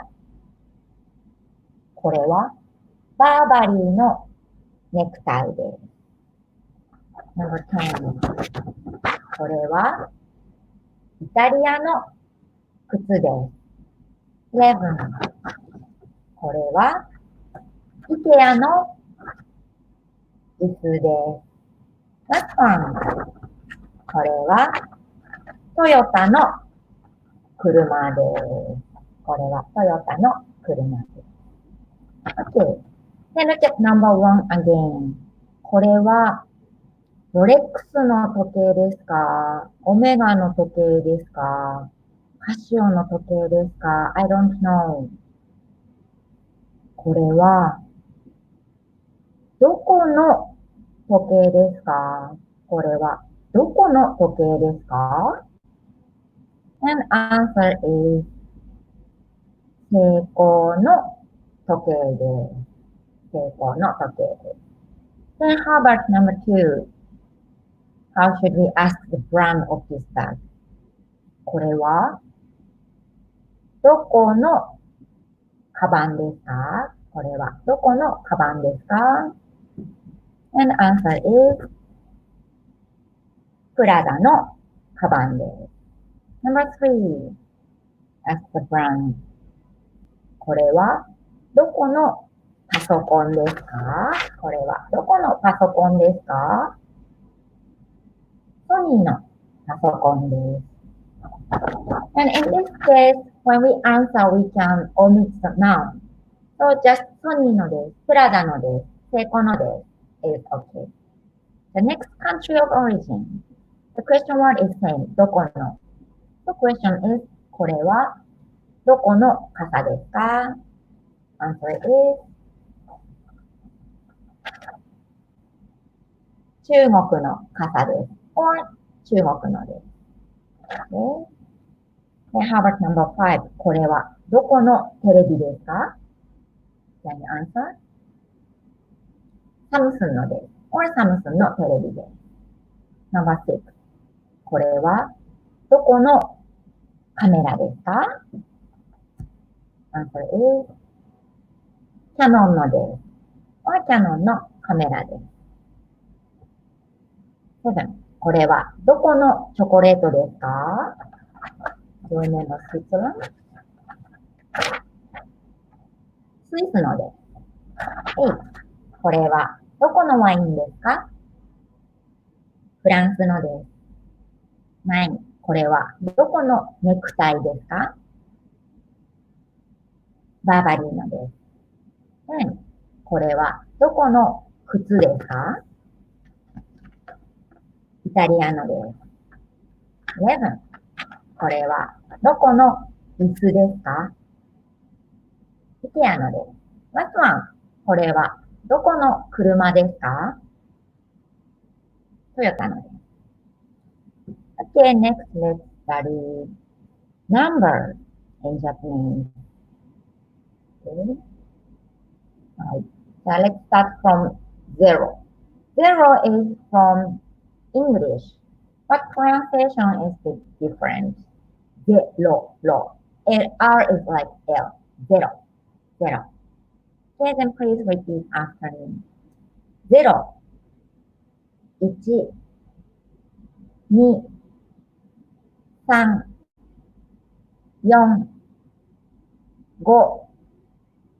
6, 7, 8, 9, 10. Q and Ju are long vowel. Q, Ju, long vowel. Right, then 11 is Ju and Ichi. Juichi. Then how about 12? 12 is Ju, Ni.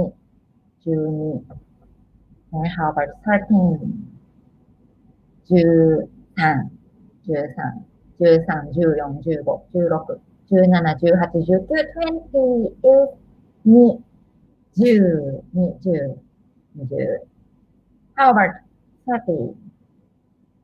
30, 40 は40、50、60、70、80、90ですね。Then 100. 100 is 100. 200 is add 200. 200. But 300 is not 300. It's irregular. 300. B ですね。300. 400 is not irregular. 400. 500. 600 is irregular again. Not 600, but 600. 600. 700 is not irregular. 700. Okay. And 800 is irregular again. It's like 600, similar. Not 800, but 800. 800. Okay. It looks difficult, but here it has happy. 800 has happy here. Happy number. Right, 900. It's not irregular. 900. 900. Regular.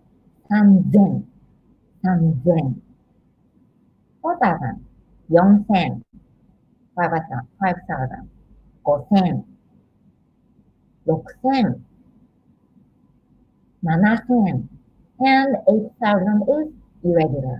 Not 8000, but 8000. 8000. And 9000 is not irregular. 9000. So irregular is 3000 and 8000. Okay, next 5-digit numbers. Okay. we don't say 10,000, 10. We have another unit with 40. 1,000. 1,000. Okay? So when we read the big number in Japanese, we should ignore the comma. Okay? Forget about the comma. 1,000. And 2,000. 3,000. Okay? And for man, no irregular, like 300, 600, 3,000.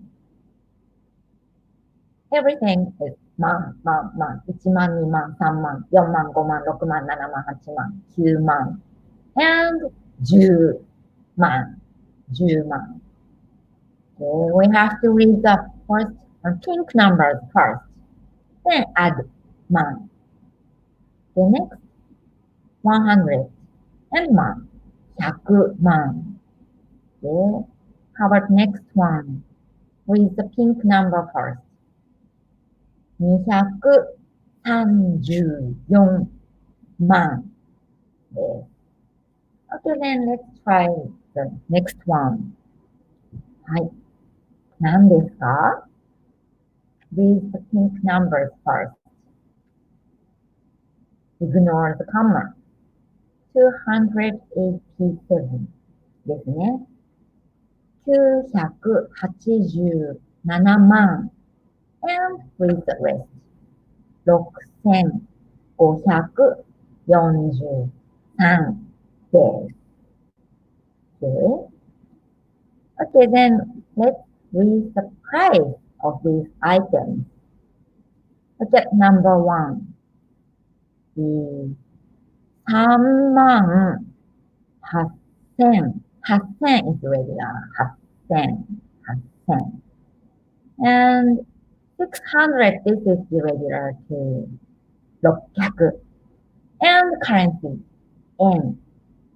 38,600 yen.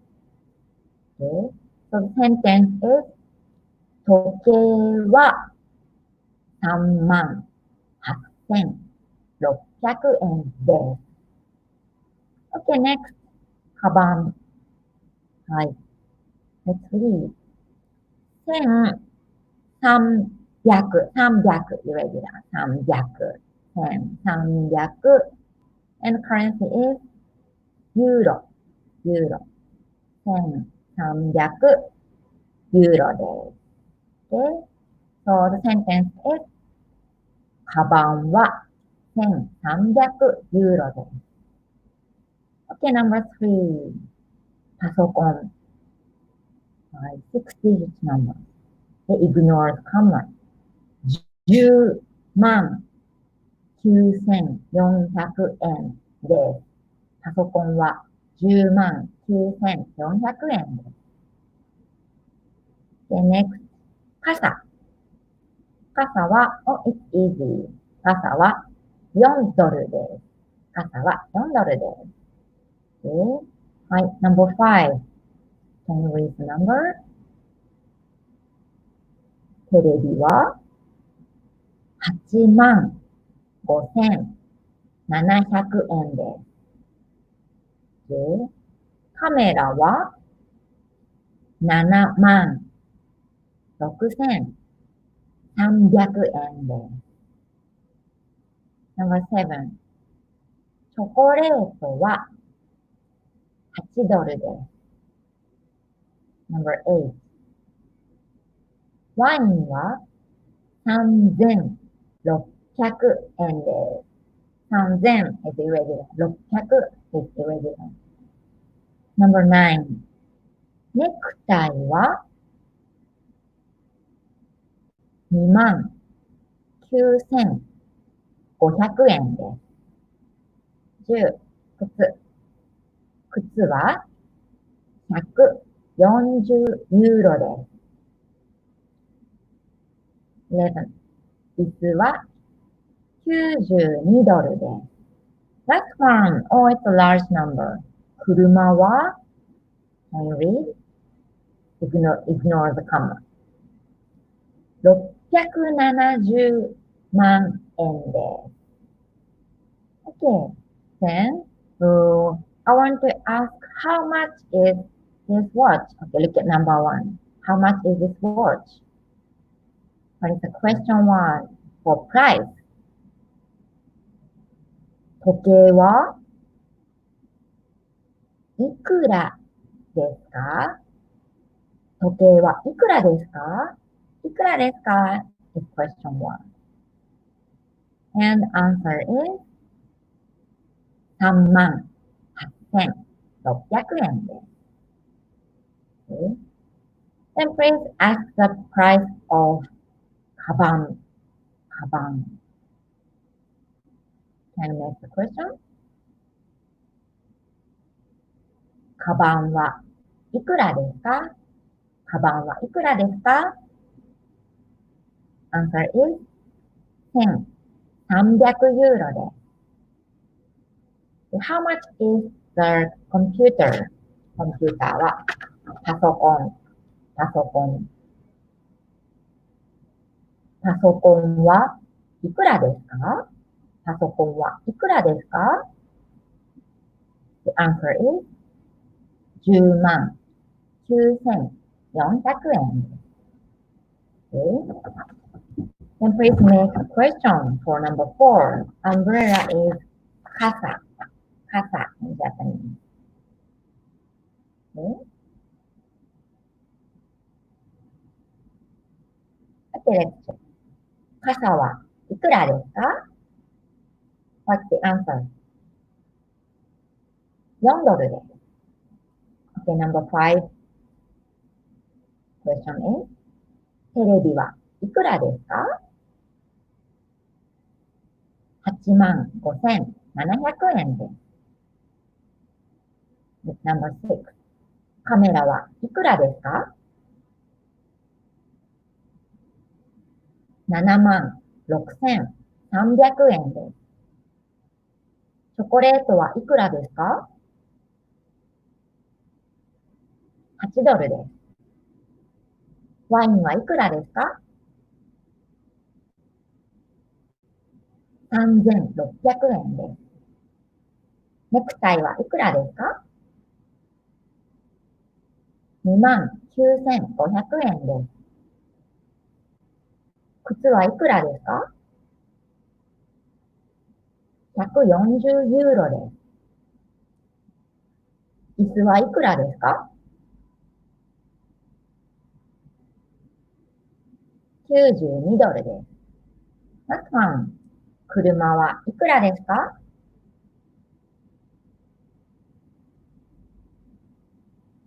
The answer is 670万円です。Okay, let's practice longer conversation. Look. Display means example. Example. The person on the left side asks, "Excuse me," and country of origin of this camera.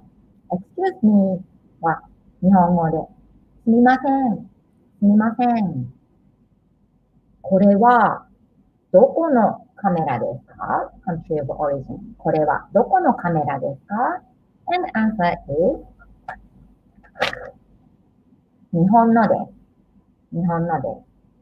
Second question, ask the price. いくらですか？ And answer is, can you read the number?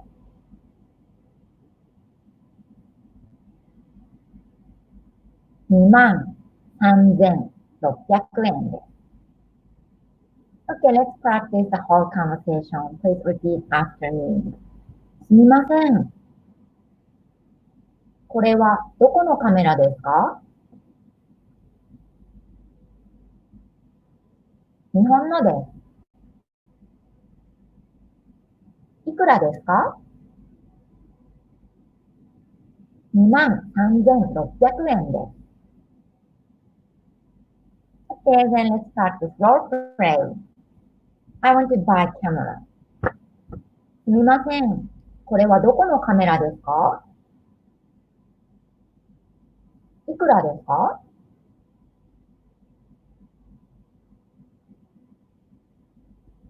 Yes. Then please start Please start. Okay. 日本のです。23,600円。Okay, then let's the conversation number 1. The first question is, excuse me, すみません。これはどこの you remember the word? これはどこのネクタイですか And answer is イタリアのです。How much? いくらですか What's the price? Can we?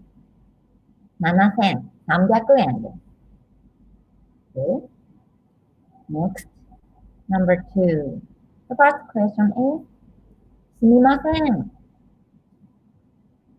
これはどこの時計ですかこれはどこの時計ですか And answer is What's this country? スイスのです。How much? いくらですかいくらですか Can you answer in Japanese?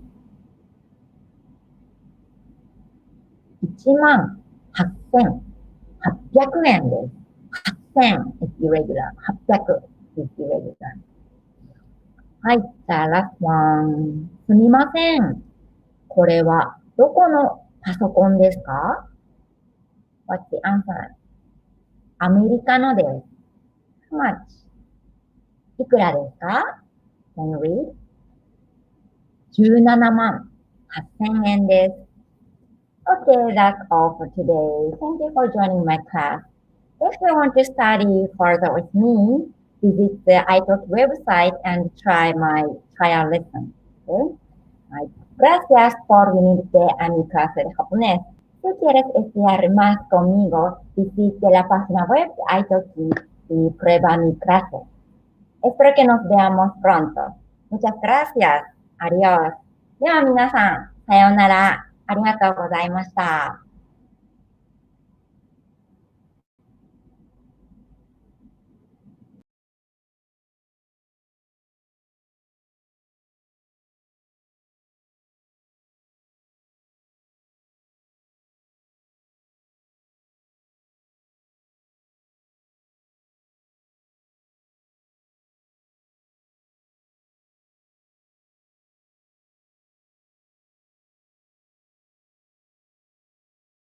italki. Did you find italki by searching on Google, or did you find italki because one of your friends recommended it to you? Recommendations from friends are word of mouth. It can be positive or it can be negative. If your company gets bad word of mouth, it is going to be a very difficult time for your company because people really listen to the opinions of their friends. So make sure whatever you do, you have good word of mouth about it. The fifth and final business idiom is to touch base. My manager used to say this to me a lot. To touch base means to have a very quick and short meeting about a project or something that you are working on. It might only be 5 minutes of your time, but in that time, you will check that your understanding of the project is the same as your manager's understanding of the project. So I have a challenge for you. In your next lesson, I want you to ask your teacher if you can touch base about what you have learned in your lessons so far. This could be 5 minutes at the end of the lesson where you review all of the different subjects that you have been studying. You're touching base about the things you have covered so far. Thank you so much for watching this video. Don't forget to subscribe to italki by clicking somewhere. And you can take a lesson with me by clicking on my teacher profile in the description box. Have a good day, everyone. Bye.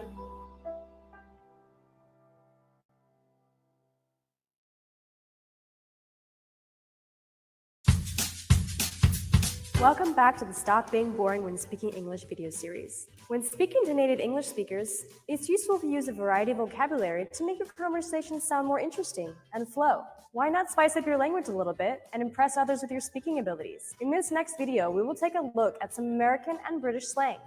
Number 1, American. John Hancock. John Hancock. Mm-hmm. So that's a person. It's a name of a person, yes. And it's American slang. Mm-hmm. What do you think it means?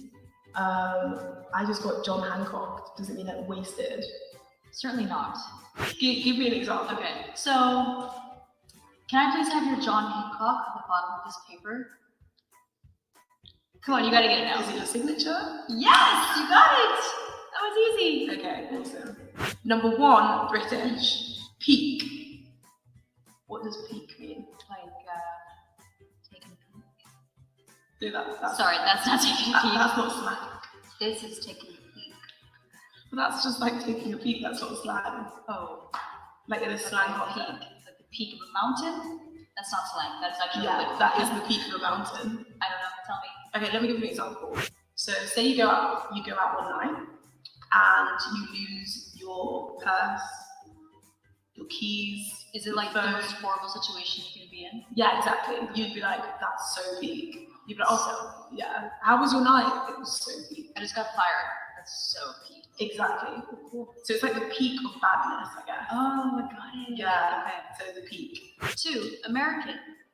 Jacked. Jacked. Does that mean like hench? What does hench mean? Like say you go to the gym. Don't answer back with a slang word. So the British equivalent of jacked would be hench, I think. So if someone's like really ripped. Yes, exactly. Okay. So hench. Go to the gym, work out a lot. Like, whoa, look at him, he's so jacked. We would say hench. Number 2, British. Peng. Peng. Peng. Peng. P-E-N-G. Peng. Like someone being panged on the head with something, or I'm just thinking of bang and pang. It's similar. I don't know. I guess it's a little similar. No. Give me an example. Okay, so for example, say you're eating a cake. It's delicious. You can say, "Oh, this is peng." Does it just mean delicious? You could use it in other contexts as Does it well. mean like it hits the spot? You know? Yeah, but I could also say that your eyes are peng, or a person is peng. Just mean like extraordinarily awesome. Basically, if you're talking about a person, you might even say painting. Painting. Like he's a painting. Okay. This is mostly Something London. like he's like a 10. Yeah, exactly. So like the top of top. Yeah, basically. Number 3, American. I blew it. I blew it. I blew it. What a nightmare. I blew it. Yeah. So that means that you've completely ruined the situation. Yeah. Yeah. Say like, I didn't make it into school. So my parents will not be proud of me. I blew it. Yeah, but you rocked it late to work. Nobody ever knew that. Yeah. I'm never late. Number 3, British. Having a mare. Having a mare. Having a mare. A nightmare. Like, horrible, real nightmare. In reality, basically. Very good. That's exactly That was it. a lot easier than the previously. Yeah, well, I thought I'd go than you. Having a mare. You were having a mare before. I was having a mare. Yeah. Not understanding anything she was saying. Yeah, exactly. So there you have it. There's our British and American slang. Tell us what you thought of it. Did you understand it? And we'll see you next time.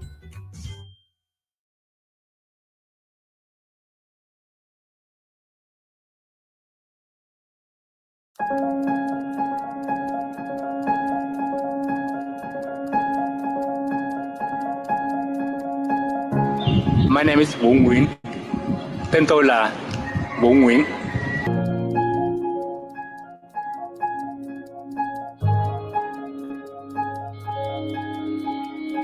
It's really amazing thing for me. From italki, I can meet people around the world, and they can give me more energy to live and more inspiration to live in the world also. Very magical, yeah.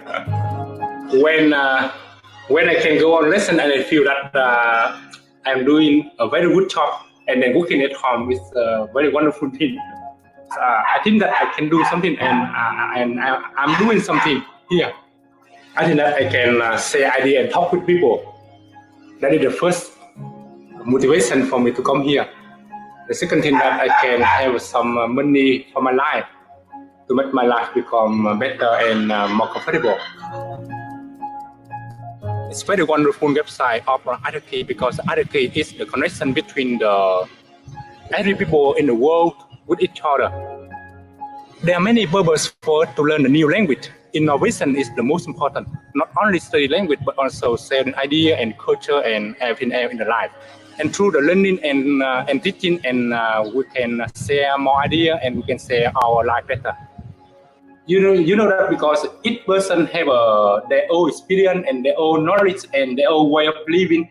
And when we meet new people, and we think that we are discovering a new universe or a new area or something like that. So it's wonderful that we have this diversity and we should just learn from each other. But if you at least just learn a second language and expose yourself to a second culture, not only do you understand that culture better, but you understand your own culture better. And if most people just did that and were talking openly and honestly about themselves and other people, I don't think there would be any diversity problems. Because we're all learning from each other. He is a very good student. He studied very well, and he just learned for, he just only studied for 1 month, but now he can speak very much Vietnamese. Later on, the student and the teacher can meet in a different country, and then the relationship become very good. We drink coffee together, and we go and I ride a motorbike, and I take them along somewhere beautiful together, and we talk together, and then they come back to their country, and we become teacher and student again. We study again. Yeah.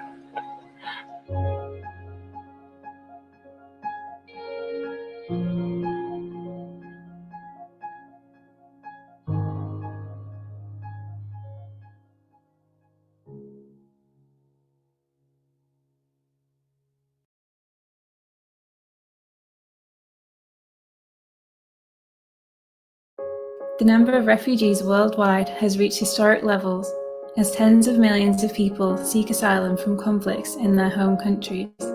Even for those able to reach countries willing to take them in, rebuilding their lives and careers in unfamiliar societies often proves challenging. For one group of refugees living in Istanbul, teaching online Arabic lessons to students across the world has offered a way to overcome these obstacles and establish new hope.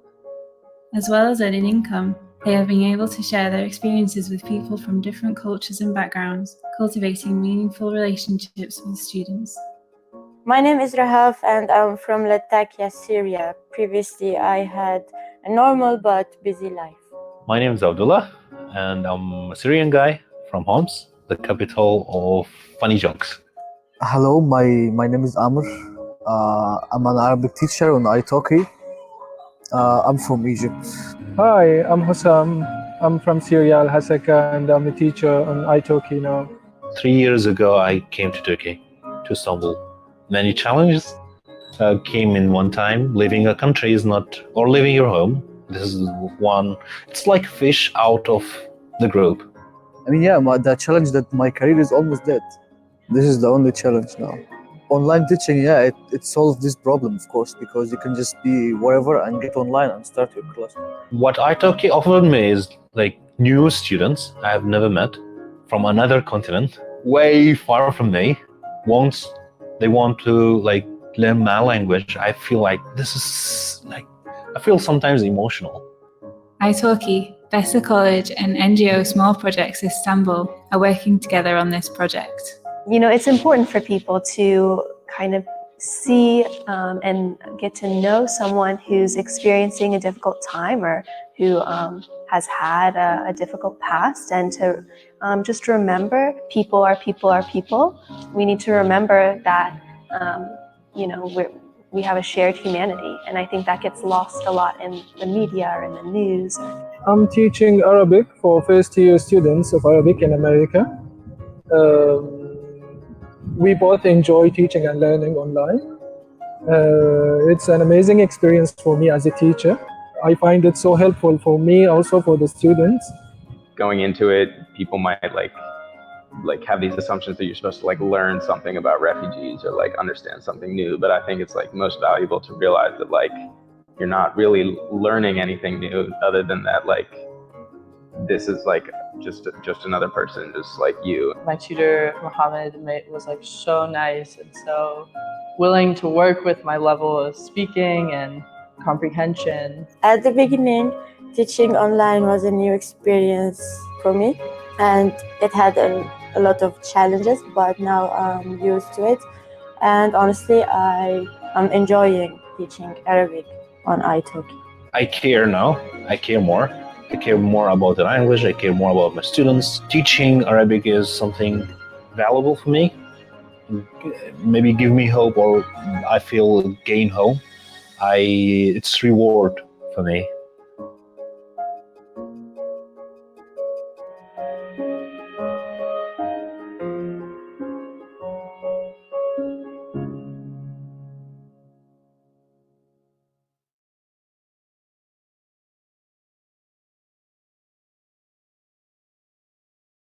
Hi, I'm a language learning app. Can we move on? This is a dog. I don't have a dog. Repeat after me. This person eats bread.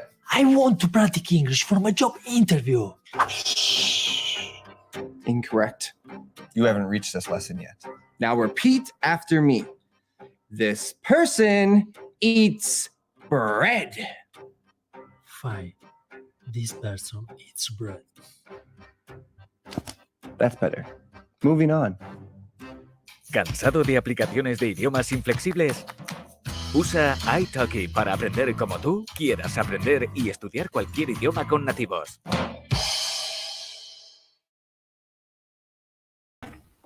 Hello everybody, this is Sarah Rose. Hello, welcome to today's class. I hope you can hear me okay. I think there's a helicopter outside my house. But it should go soon. Okay, hi everyone. So please say hello in the comments. Thank you for coming to today's class. Today we are going to talk about small talk, making conversation in English. My previous classes have all been about job interviews and job applications. While this topic is related, we need to make small talk when we have job interviews, but we can also use small talk in lots of other situations. This class is also probably a lower level than my other classes. So hopefully if you are an intermediate learner, you will also be able to participate in this class. So please say hello on the comments. I'm going to open my presentation so that we can start. And then I'll see who we've got with us today. Let me know if you have come to any of our other classes, if you have done a class this morning. I think there was Japanese on before me, which is really cool. I know a little bit of Japanese, but not a lot. So you should be able to see my presentation now. And we're going to talk about small talk. Let me check I have the right one open. Yeah, that's right. Okay, cool. So first, to introduce myself, I want you to write in the comments. You can write in italki. This is the website for italki. Or you can write on YouTube. I will see all the comments on YouTube and italki. Please tell me, what is your name? Where are you today? So where are you watching the class from? Are you watching from Spain, Italy, China? Tell me where you are now. And what is your favorite conversation topic? So what do you like to talk about when you make small talk or make conversation? For example, my introduction. My name is Sarah Rose. I'm from Wolverhampton. That is a city in England, so I am English, but I live in Alicante in Spain. Wolverhampton is a small-ish city in the centre of England near Birmingham. Our football team is Wolverhampton Wanderers, or Wolves, Los Lobos. So maybe you know the football team if you like the Premier League. But now I live in Alicante, which is in the south of Spain by the sea. Not that we can go to the sea at the moment. And one of my favorite conversation topics is dreams. So I love to talk to people about dreams because I think they're very interesting, and everybody has different dreams and different relationships with their dreams. So I like to talk about dreams. That's probably one of my favorites. Do tell me if I'm talking too fast. Let me have a look at the comments. Oh, we have lots of people today. Hello, everyone. Wow. Okay. Ooh. Right. So, hi, Marina from France. There's so many people, but let's see. Elisabetta, I live near Venice. Oh, how wonderful. I've never been, but I would love to go to Venice. Luca, I'd like to talk about anything. Good. That's a very good attitude. Anything the person wants to talk about. Excellent. Paolo says we can talk about coronavirus. Well, we can. We're not. Someone else says, please not coronavirus. Yeah, I think that is a topic we won't talk about today, but we will talk about some other things. Hello, Pasquale from Italy. Paolo, just kidding. Good. Hi, Sonia. I'm from Italy and I'd like to talk about food and especially pizza. Food is an excellent topic to talk about. And Sonia, I would love to know more about the pizza you can have in Italy. Actually, my question about pizza, I can't eat gluten. So I don't eat gluten. I don't eat wheat, actually. So I can't eat a lot of pizza. I wonder, in Italy, do you have gluten-free pizza? Is it any good? Because often gluten-free pizza isn't very good. But maybe in Italy it is. Let's have a look on the YouTube comments. We have Volodymyr. Have I pronounced that correctly? Volodymyr from Ukraine, currently working from home. Yes, like a lot of people. Wonderful, the Ukraine. Thank you for joining us. Lucia from Madrid. Hello. Hi, Angel. We have somebody else from Italy. Fantastic. Manuela. Hello, I'm from Rome. Brilliant. Hi, Regina. Hi, Alberto. Hi, Pietro. You're Italian, but your son lives in Cambridge. So are you going to go to Cambridge one day?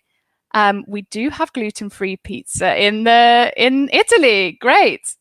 Okay, thank you, everybody. Please keep writing your messages. Now, we're going to talk about small talk today. So what I want you to do throughout the lesson today, if you have any question that you might say in small talk, a topic you might say, please write it in the box and I will answer the question. So you can ask me any small talk topic and I will ask about it and I will answer it. Ask me a question. And we're going to look at some examples. So if you can't think of a question, then hopefully you will think of one when you see some more examples. Okay.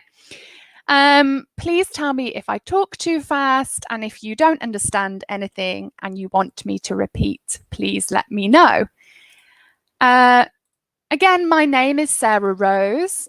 I am a qualified English teacher, so that means I've done a teaching qualification, and I also have a bachelor's degree in Spanish and German. But my German is really bad. I can't make small talk in German, unfortunately. I think I need to take some German classes on italki. But my Spanish is okay because I live in Alicante. I have to use Spanish. And when I make English classes for my students, I think, what is useful for me to know in Spanish? So I live in Spain and I learn Spanish. And I think, what do I want to know in Spanish? And one thing I want to know is, how do you talk to people you don't really know?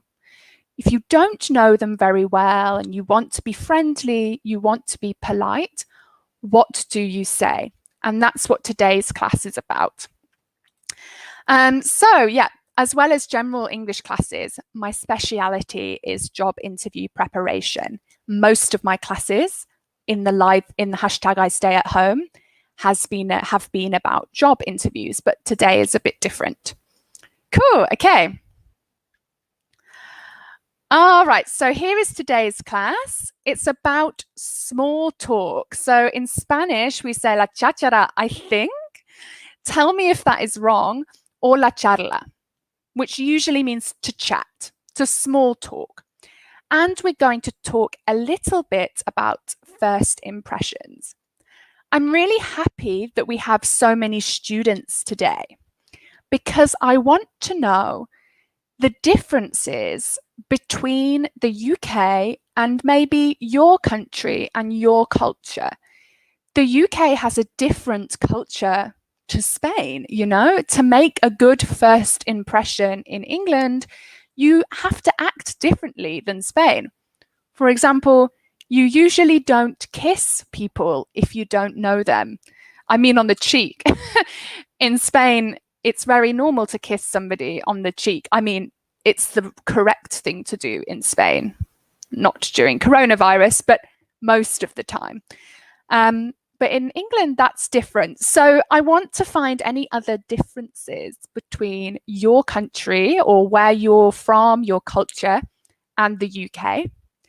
I am British, so I'm from England, from the UK.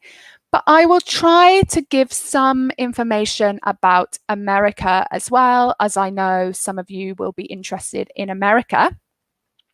I just want to see anybody coming in. Okay, so we've got charla. Charla is better than cháchara. Okay, good. So we've got that correct. It's better to say charla in Spanish.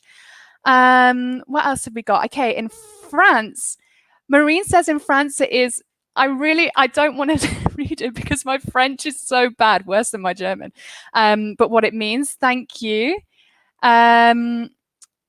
Yeah, Italian people speak a lot, but they are afraid to speak in English. That's such an interesting point. Thank you, Elisabetta.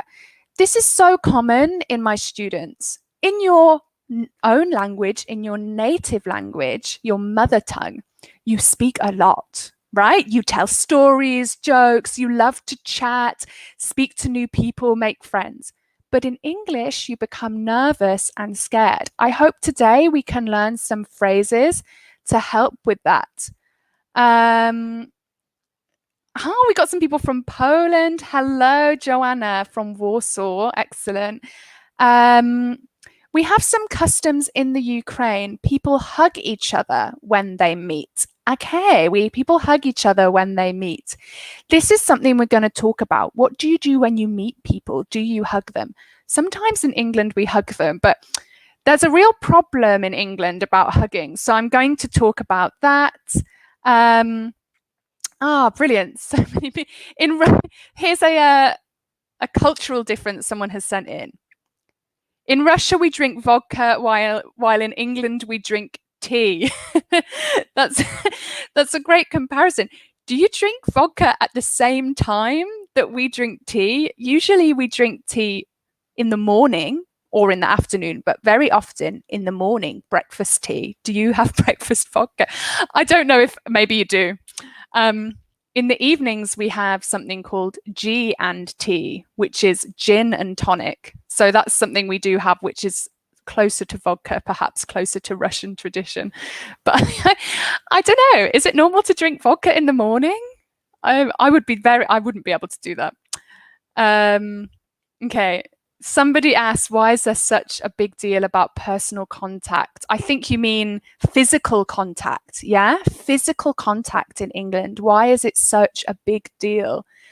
Good question. Good question. Let's talk a little bit about that as well. Because we like to hug and kiss in Spain. I know. Hi, everybody. Okay. Let's start going. Well, actually, there's a really interesting one here from Eduardo. Eduardo is from Madrid. Hello from Madrid. We don't normally say please and sorry all the time. And that doesn't mean that we are not polite. That's on YouTube. We don't normally say please and sorry all the time, but that doesn't mean we are not polite. I completely agree with you. Yeah. And this is something, this is what we talk about when we say cultural difference. In England, it is polite to always say, please, thank you, sorry.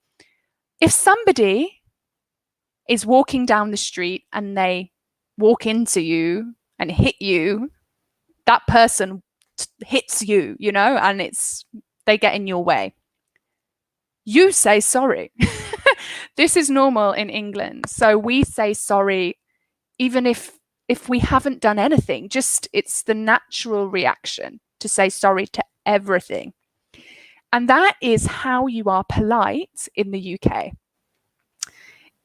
That doesn't mean in other countries where people don't do that, the way to be polite in other countries is different. And that is something you have to learn when you travel or when you live abroad, because you want to be part of the society, part of the community, and you want to be polite. But sometimes the way to be polite is different. So thank you, Eduardo. It's true.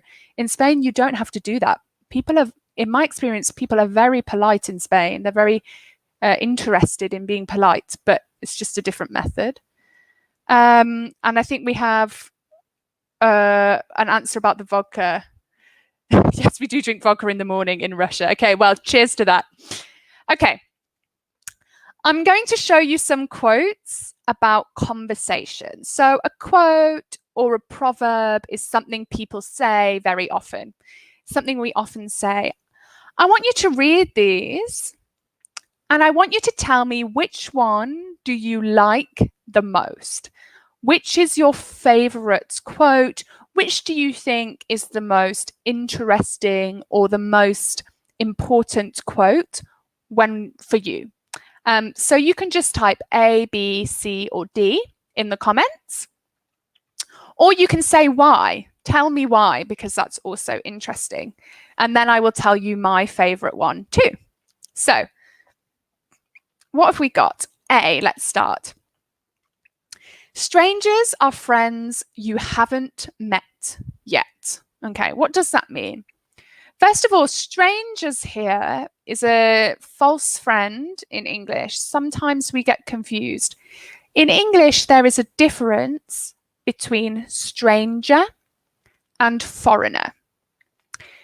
A foreigner, or somebody who is foreign, is somebody from a different country.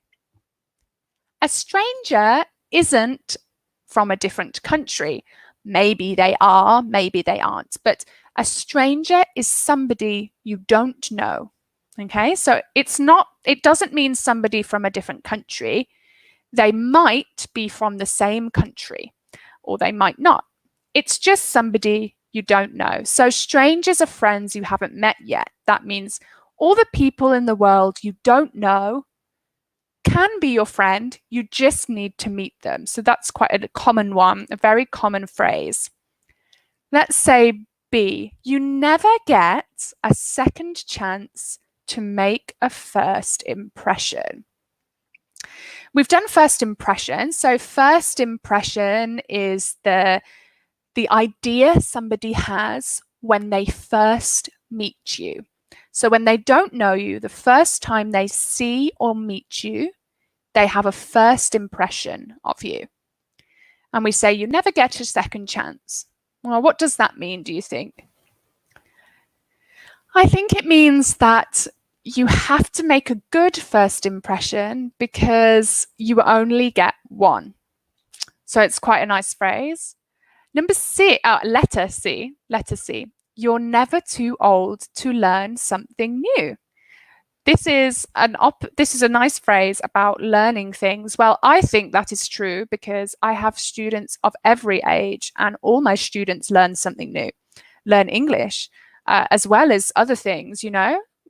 And D, and this is one we're going to look at again later today. The key to conversation is to be interested, not interesting. What does that mean? I really like this phrase because it gives a very good example in the difference between ed adjectives and ing adjectives.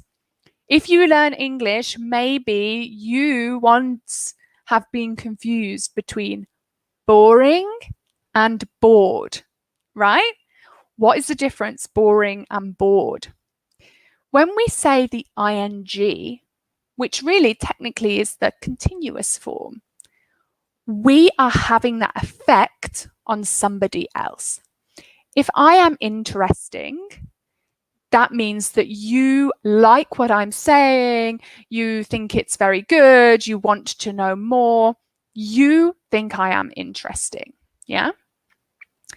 If you are interested, it means that if I am interested, I want to know more about you. I am receiving the information and I am interested. Whereas when you are interesting, you are giving the information, or whatever it is. So this phrase kind of means that to have a good conversation with somebody, you don't have to say something exciting. You don't have to say something wild or unusual or unexpected. You just need to listen to what they say, and that makes a good conversation. So which of these is your favorite quote? Let's have a look. Somebody says, okay, I like C, but A is interesting too. Okay, all right, you like C. So I think people who like C really are probably people who like to learn. Yeah, I mean, I think your whole life is time to learn. You're always learning. If you stop learning, what's the point of doing anything? You know, you need to be learning. So good. People quite a few. Claudia says A and D, but also C. Claudia, you need to pick a favorite. You can't pick 3 of them. Alexander, C. I think that every person at any age can learn something new if it's interesting for him. Good. Yeah, exactly. Let's have a look. What else have we got? And there's a good question here, which I'll come back with. A, D. We've got quite a few for D. I like D because I am not to follow it. Fernando, do you mean you find it difficult to listen and not talk? Sometimes I do that too. Joan says C because it means we are alive. I think that's so true. Living is about learning, isn't it? We're always learning something new. So when we are learning, it means we are living. I really agree with that. That's a lovely phrase. And Eduardo says, every day is school day, letter C. Excellent. I really like this comment here by Volodymyr. Thank you, Volodymyr. Nobody really likes to be constantly talked at, but rather to be heard. Lovely. And the beautiful English, by the way, but also it's a nice point. We don't want to constantly listen. We also want people to listen and to hear us. And that's really nice. Okay, cool. All right, so thank you for thinking about those. And we're going to come back to D later. But first of all, we're going to talk about what small talk is. So we've kind of said small talk, but here is a definition. Small talk is a conversation about things that are not important, often between people who do not know each other well. And we often have small talk when we first meet somebody. So when we say not important, this is because it's not a very profound conversation. It's not a deep conversation. It's actually polite conversation. Very often in small talk, we say the same thing every time we do it because it's a way to be polite, to make people feel comfortable. And it is unusual for small talk to be very profound or complicated. Some people like to have complicated small talk. They think it's more interesting. And some people hate small talk. So here's an example. I don't enjoy parties where I have to make small talk with complete strangers. So complete here means total, means people who are very, very, they don't know them at all. where I have to make small talk, where I must make small talk. Sometimes people think it is boring or monotonous to make small talk with people. They don't want to do it. It's hard work. Another synonym is just chit chat. So do you like making small talk, or do you think it's boring? I don't mind. I like to chat, so I don't mind small talk. But I know some people really hate it, and I love to talk about the weather. So that's good for me. Let's have a look. Okay. Oh, we have some comments here coming in. Let's have a look.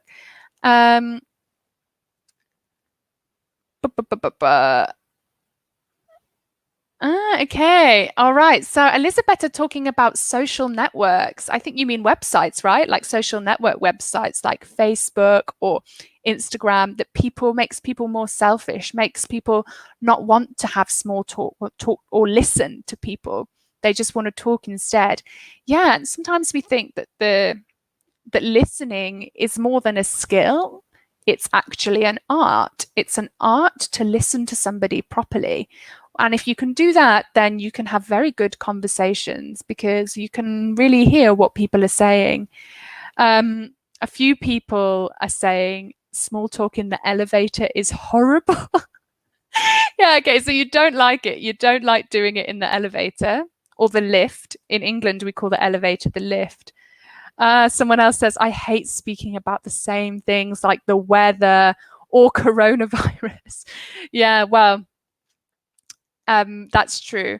But I think Elizabeth is right here. It helps to break the ice. It does help to break the ice. And that means it's a phrase that it means, you know, to make people more comfortable. If you don't know somebody, they're a bit cold and they're not very relaxed. If you break the ice, they become more relaxed, and then you can have more interesting conversations. So if you have a small talk question, please ask me it in the comments, and I will try to answer it throughout the lesson. So if you think of a good one. Somebody had one just up here, which I thought was quite interesting. And it keeps dropping back. It says that coronavirus has changed a lot of social interactions between people. Will that change small talk? Well, I think that's an interesting idea because especially in places where, this is just my opinion also, because you ask me a question, I will tell you my opinion, but you might disagree. I think in a lot of countries where we often use physical contact when we speak to people, so we shake hands, we hug, we kiss, you can't do that during coronavirus. It does change people's habits, but I think it will just be temporary. I think that, you know, in a culture like Spain where physically having contact with people it's such a natural thing in Spain, that I don't think we can permanently change that. So I think after coronavirus, hopefully, people will return to normal and will use the same greeting methods that they had before. But at the moment, you know, habits have changed. We need to make small talk online now. We need to make it on Skype or Zoom or WhatsApp or WeChat. And we have to show the way that we normally show people we are interested and we are polite and we are happy to be there. We have to do it in a different way when we are communicating online. And very often we see this when people are writing. So how often have you sent a message or written a comment online that you wanted to be nice and friendly and funny, but then you realize it doesn't look funny?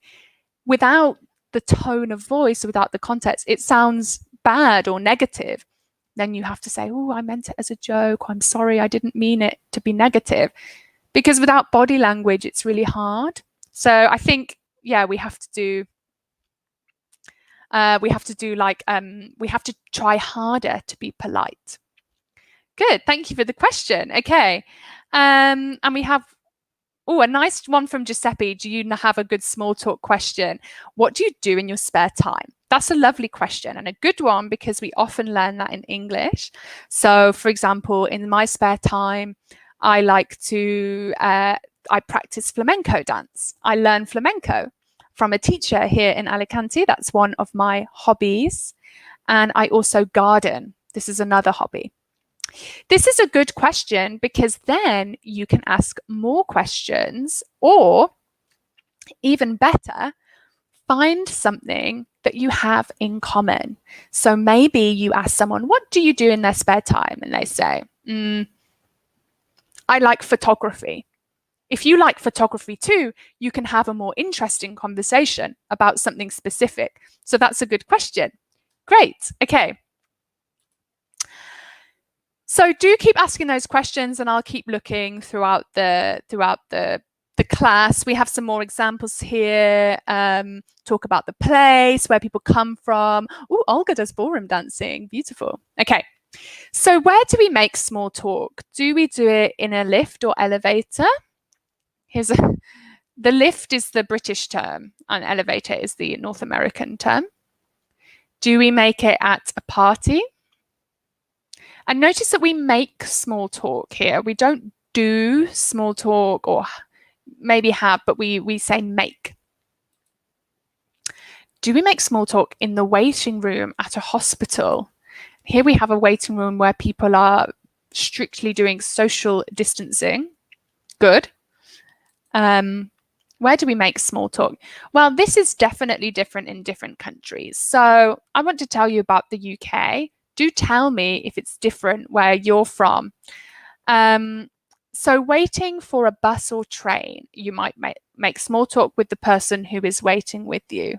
Oh, how long till the bus comes? Oh, where are you going?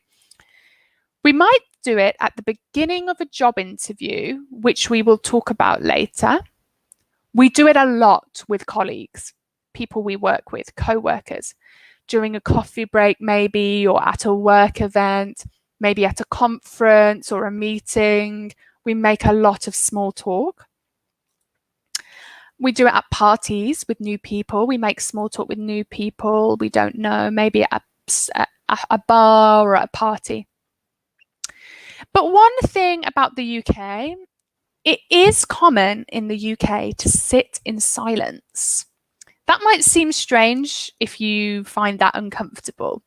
But if you go to the UK, or if you are living in the UK now, you might find in many situations, people choose not to make small talk. In fact, they sit in silence. Don't be surprised if nobody speaks in a lift, in a waiting room, or on public transport. And I've put here, especially in London. Did you know that about London? Now, I am not from London, but I lived in London for almost 3 years. I worked in London. I commuted every day.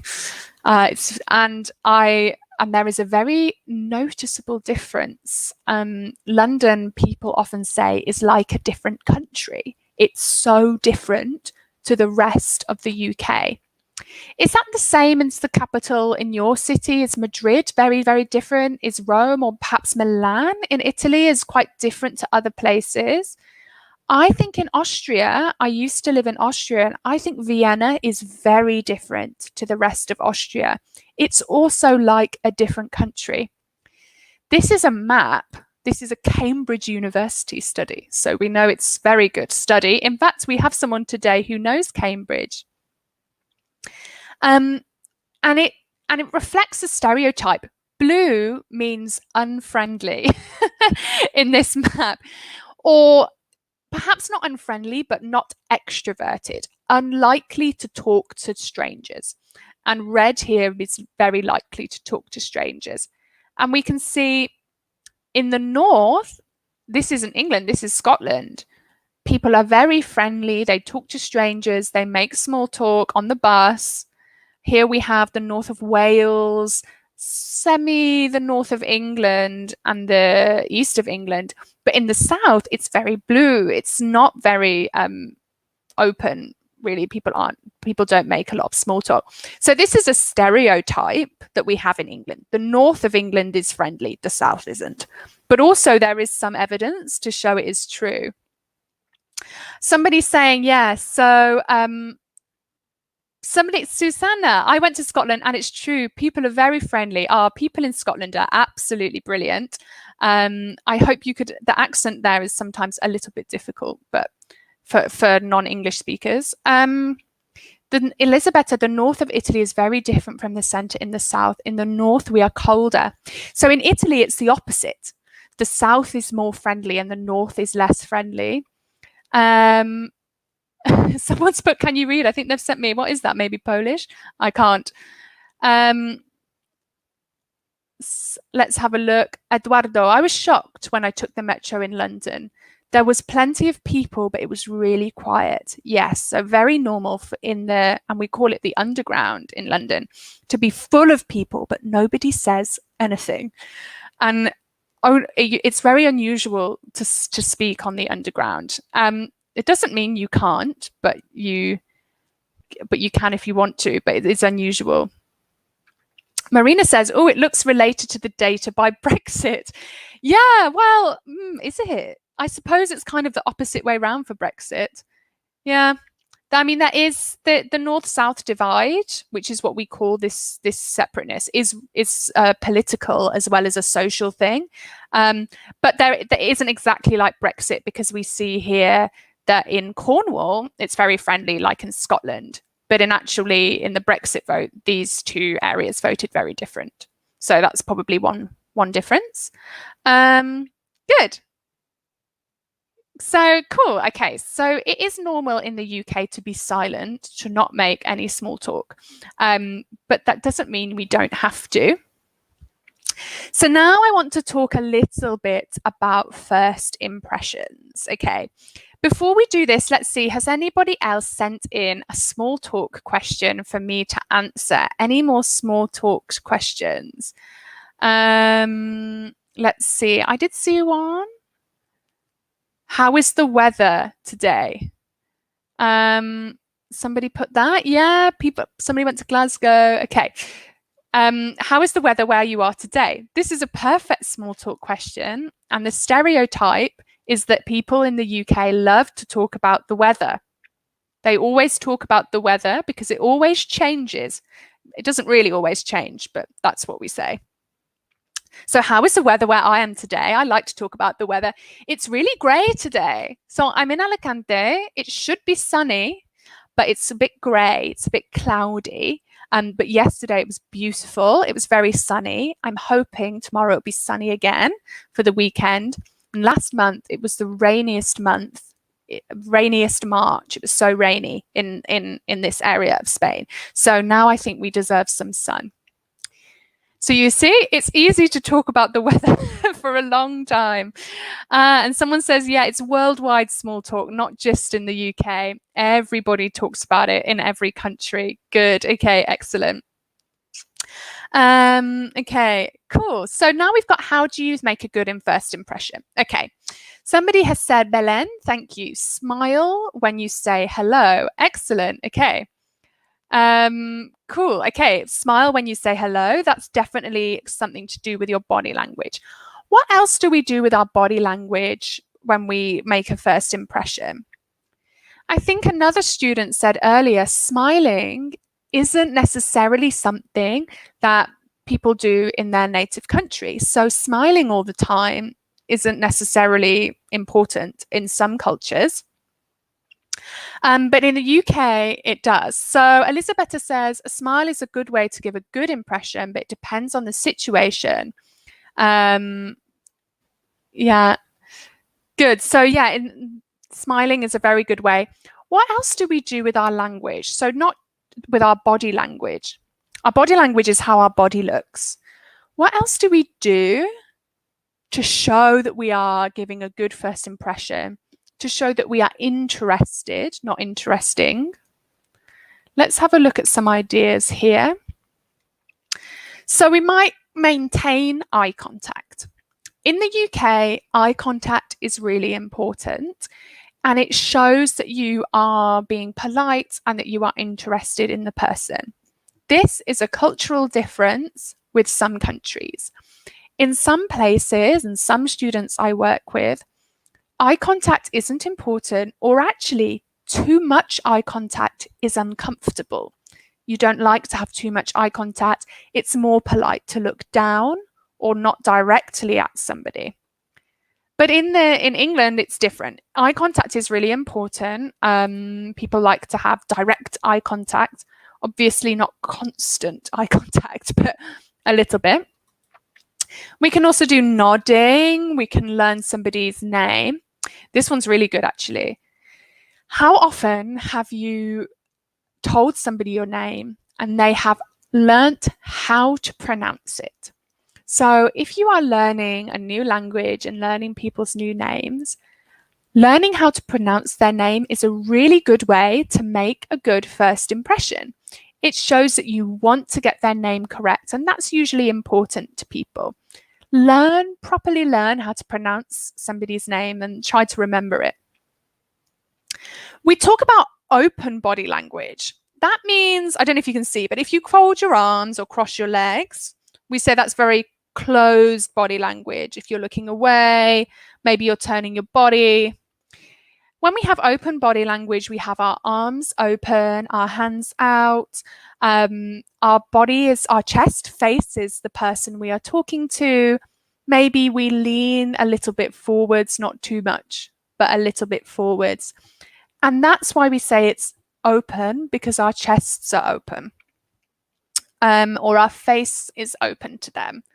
And smiling is another way to look open, to look friendly, approachable. So that's one way with our body language. We shouldn't cross our arms, and smiling.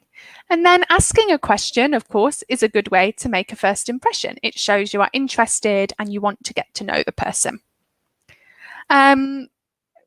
Okay, what are people saying? Have we got any questions here? Eye contact. Some people commenting that if you smile too much, then it can be a bit strange. Okay, so constant smiling is a bit intense. Yes, I think that's maybe true. But perhaps it's less, I don't know. I think in the UK, we do like people to smile a lot. But yeah, not constantly. Otherwise, I think people are right. You can look a bit strange. Somebody says, what else? Okay, someone looks nice. Yeah, if you smile, you look friendly, you look nice. What else have we got? I smile when I want to speak to somebody attractive. Good. Okay. That's moving away from small talk and we're moving into flirting.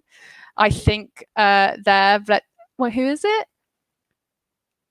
Vletsania. I think we're moving into flirting there. But let's go on. Okay, and not gesticulate too much. Okay, good. And we've got two vocabulary questions here. What's nodding and gesticulate? Gesticulate is to move your hands a lot. If you do this too much, pointing, grabbing, then it can be overwhelming. So maybe we want to not move our arms too much. In some cultures, it's very common when you talk to somebody to touch their arm, to tell them, when you tell them a story, maybe you touch their arm and you tap them. Yeah, this is something that might happen. I think in the south of Spain, that's quite common. In the UK, that isn't common in small talk when you don't know somebody. And somebody else said there's not a lot of physical contact in British culture. That's true. And it is something to be aware of. We usually don't have physical contact, especially when we meet new people. When we think about cultures, sometimes we think about personal space, how close it is to get to other people and still be normal. Now, this isn't, in my opinion, there isn't a correct or incorrect way to do this. So it's not something I think is a problem, but I'm explaining it because if you go to Britain, you might think it's strange, or you might want to know how people act, and it's just useful information that usually people don't touch strangers or new people that they have met really at all. Maybe a handshake. Especially in a professional setting, it is unusual to touch even somebody's arm or hand. So even touching somebody's hand can be very exciting, really. You know, it's quite an unusual thing to happen. So so that is something important. Somebody says, what is nodding? Of course, I've got this word here I need to explain. A nod is when you say yes with your head. So in England, we say yes by nodding, and we say no by shaking our head. Again, that is not a universal method of communication. In some countries, nodding means yes. I mean, shaking, you know, but in the UK, we nod to say yes. And so when someone's talking, we can nod and smile. How interesting. Yeah. And it seems more polite. Let's have a look. Okay. Any other questions? In Russia, we're cold. Maybe it's similar to London then. Eduardo says, how did you end up living in Alicante? Well, that's a nice small talk question. How did you end up living here? So how did you end up here means why do you live here, or what happened that led you to live here? I live in Alicante. I moved here 6 months ago, or 7 months now, probably. I was living in London. I wasn't really enjoying the city. I had lived there for 3 years and I wanted a change. I studied Spanish at university and I love Spain. I used to live in Seville, which I loved. And then my partner got a job in Alicante, which was really exciting. And we decided to move together. So that's how I ended up living in Alicante. And now I'm here. Okay. Someone lives in Valencia, so close. Yes, it's wonderful. Okay. All right. So, now we're coming on to greetings, which we talked a little bit about already. What do you do when you meet somebody? Here are some photos of different greetings. So we can say greetings for the words we say. Good morning, good afternoon, hello, how are you? How do you do? But we can also say it for the actions we do. Which one is common in your culture? And have I put one have I missed something? I know what I have missed. It's very common between friends in the UK is to, especially men, really, mainly men, they grab a hand like this and then they pat each other on the back. To pat somebody on the back is quite common. So which of these do you do? Let's have a look. Oh, someone says, what's your name? My name is Sarah Rose. Hello, I'm Sarah Rose. Hug, kiss, and shake hands. That's quite a lot. Yes, no kiss on the mouth. We've got kiss on the cheek here. Let's have a look at the vocabulary. Some of these are normal in England. Some of these are uncommon. I've split them into formal and informal. So a bow, this is a polite bow that we might see in countries like Japan. We just had a Japanese lesson just before this lesson. Maybe you watched it. So in Japan, it's very, very polite and very normal to bow to people. Often people make a mistake. They think you bow with your hands here. That's not correct. You bow with your hands by your sides, as you can see in the picture. This is to bow. Here we have to shake hands. So this is the formal greeting in England. We shake hands at work, when you meet new professional people. Also when you're polite. Maybe if you meet the father of your boyfriend or girlfriend or the mother of your boyfriend or girlfriend, you want to be polite, so you shake their hand. Here we have Macron, a little image from France. This was actually from a news report that this is currently not the thing to do in France, but normally a kiss on the cheek. And he really is kissing her on the cheek. But in England, when we do this, we usually put cheek to cheek, not lips to cheek, you know, just cheek to cheek and a kiss, or what we call an air kiss, which is when you don't actually touch, a kiss on the cheek. And I've put this between formal and informal because it kind of depends on the situation. Down here, we have another leader, Obama, giving a fist bump to a child. This is very informal. Do you ever do fist bumps or maybe a high five? Quite nice with kids. And a hug. So we have a real problem in England, in my opinion, because we don't know what to do when we meet people informally. Have you ever gone to a social setting in England and seen people meet each other, not at work, but maybe at a party or a wedding, and they meet each other for the first time? Usually what happens is they go, "Ooh, should we hug?" This is what we say because we don't know what to do. Oh, have we just lost something here? Here we are. Okay. So saying that in the England, we get a bit awkward when we meet people. We say, "Ooh, should we hug? Should we shake hands?" If you shake hands with somebody, it seems too formal, maybe. But if you hug them, it seems quite personal and a bit too close. And we do kiss people on the cheek sometimes, but that can seem strange or maybe a bit like as though if somebody is being a bit, I don't know, dramatic or something like that, it can seem a bit strange.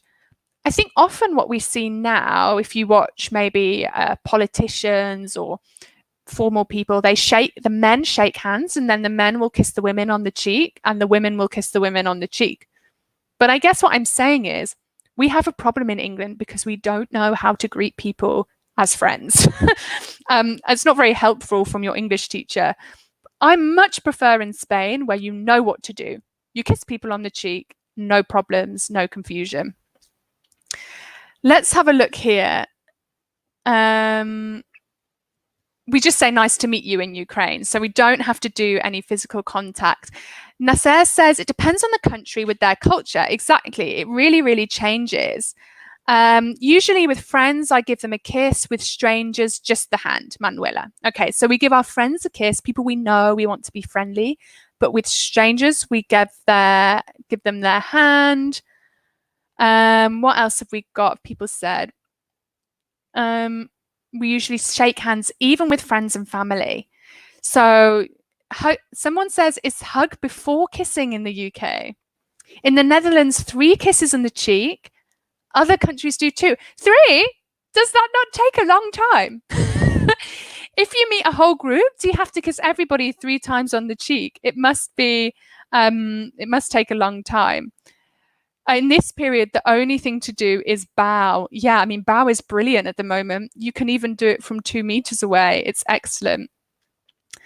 Musil says, in Austria, we are as awkward as those in the UK. Oh, good. I'm glad we're not the only ones. We're just too awkward and uncomfortable in the UK. Nasser said, in the Middle East, with close friends, the greetings are nose with nose. Yeah, that's quite unusual in the UK, but obviously we do have a lot of people in the UK from the Middle East. But I haven't seen that. We often call that, I don't know why, we call it an Eskimo kiss when you just do your noses. But I don't think that's necessarily correct. Oh, people say in Italy it's also 3 kisses. Yes, it does take a long time. Well, at least it's friendly, especially when we meet friends of friends. In Poland, 2, 3, 4 kisses. Well, lovely. Okay. So in some countries, it's awkward like in the UK. Because it's awkward, I think the best thing is to be cautious. You know, you don't want to do the wrong thing. A handshake, I think, is okay, especially if you want to be friendly. You can have a warm smile, you can shake their hand, and you can even touch the other side of their hand, so you hold their hand in 2. But it's very normal to hug people in the UK rather than kiss. I don't know why. But when I see all my friends, I always give them a hug, not really a kiss, unless they're Spanish. Okay, so now I want to talk a little bit for topics of small talk. I just saw some question. Yeah, somebody says, in my opinion, if it's the first person you meet, if you shake hands, sorry, this is Nasser. If you shake hands with men or women, especially for business greetings, I completely agree. It is absolutely the correct thing to shake hands when you meet somebody for business. You shouldn't worry about kissing or hugging when it's a business meeting. We always shake hands. And if you don't shake hands, that can be a little bit rude as well. So do shake hands, especially at work. So for job interviews, a good handshake. And it's good to have a strong handshake. Hold their hand properly and give a shake like that. Quite firm, quite strong. It's quite normal. Okay. Right, let's have a look at these topics then of what we can talk about for small talk. So which of these are good and which of these are maybe a bit, I would say, dangerous? Not that they are incorrect, but that they are less, I would be less confident. So maybe they're a bit more awkward. I'll read through them. Maybe you can pick out the wrong ones, the ones that we need to be careful about. Are these good small talk topics? Okay. All right, so the latest films, your last holiday, your family, the correct political party, cars, the death penalty. The death penalty here, if you don't know, it means the punishment about should people have the death penalty as a punishment. So in America, in some states, if you murder somebody, you can receive the death penalty. In the UK, you can't. Gardening, your hometown, that's where you're from. Their relationship status. So talk to the person about their relationship status. Hobbies, sports, the product you want to sell, the weather, your salary, death, religion, your health problems. What do you think? We've already done the weather, so we know the weather is good. The perfect topic, very safe. What else have we got?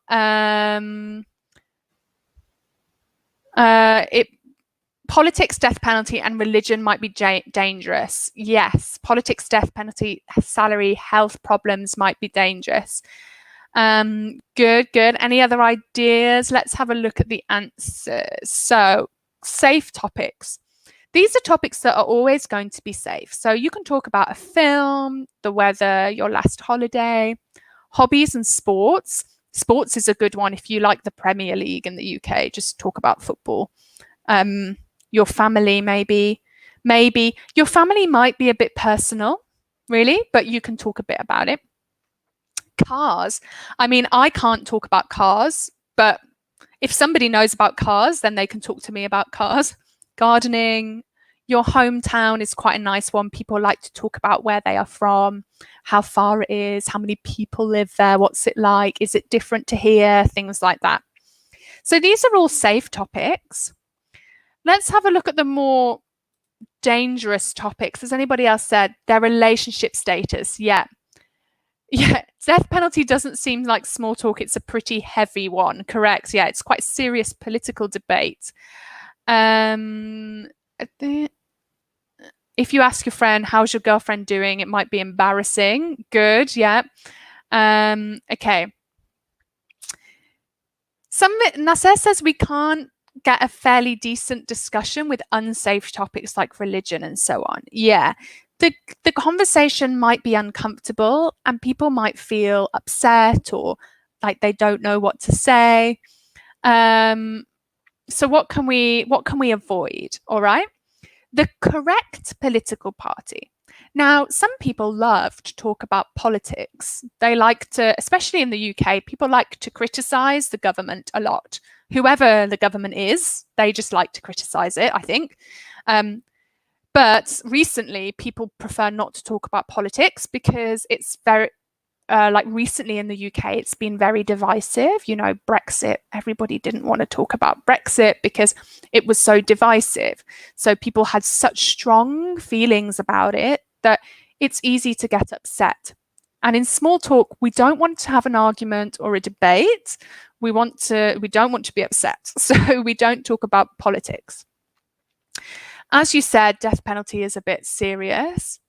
Claudia says, a good one to talk about is food. Yeah, that's an excellent one. Maybe recipes, what you like to eat. I agree. Perfect. Elizabeth says, old people love politics. Do they? Yeah, maybe. Okay, the product you want to sell. You shouldn't be selling things in small talk. Your salary. So in Britain, it's usually very uncomfortable to talk about money. That is, it's for good or for bad, that's true. In North America, actually, people talk about money a lot more. They might talk about their salary. They might say this or that. But in Britain, it's unusual. Death or religion, we usually don't talk about, again, because it might upset people. Your health problems and their relationship status. So I say, and this is I think this is coming to the end of the lesson. We've run out of time, unfortunately, but I will leave you with a little bit of advice. Their relationship status is a dangerous subject. If you ask somebody about their relationship status, if you ask somebody if they are single, particularly in a professional setting, that is inappropriate in the UK, because people might think that you are asking because you want to know if they are single, because you want to ask them to go on a date. Now, maybe you do want to know they are single because you do want to ask them to go on a date, all right? So that's your decision. But you don't want to, if you don't want to ask them for a date, maybe don't ask about their relationship status, because you don't want to make the wrong impression. This is my advice to you. It's just my opinion. All other people are saying, it's nice to talk about traveling. Yeah, so your holidays, where you've been to, especially if you've been maybe where they are from, or you know something about their country, that's lovely. Yeah, anything else? Health problems can embarrass people, yeah, or it can be negative. A lot of these subjects can be a little bit negative, so we don't like to talk about them. So this is my advice. If you don't know, if you're a bit worried, you don't know whether to ask something or not, some topics like family, relationships, or career can be sensitive, can be uncomfortable, can make people feel like they don't want to talk about it. And you can be safe by only asking people about things they mention. So if somebody says, blah, blah, my husband, or they blah, blah, blah, my children, then it is polite to say, oh, how old is your child? Or, oh, what does your boyfriend do? Or you asking them about something they've mentioned, their family, their relationship. If they mention their job, oh, which company do you work for? And that is polite. But otherwise, you can just avoid those topics if you want to be careful. Just talk about all these other things like gardening, or hobbies or sports or things like that. And that's my tip for making good small talk. Okay, let's have a look if there's any more questions. Thank you so much for coming. Someone says, let's just talk about the weather. Yeah, exactly. Let's stick to the weather. So thank you so much for coming. My name was Sarah Rose. It's been really great to read so many comments. I'm sorry if I missed your comments. I'm going to shut this now. Good. So there's lots of comments. I hope you read them all. I hope I read some of yours out. My next lesson is next week, but of course there's lots of lessons throughout the rest of today and Monday to Friday next week. So do tune in. And I hope to see you all soon. And thank you so much. See you. Bye.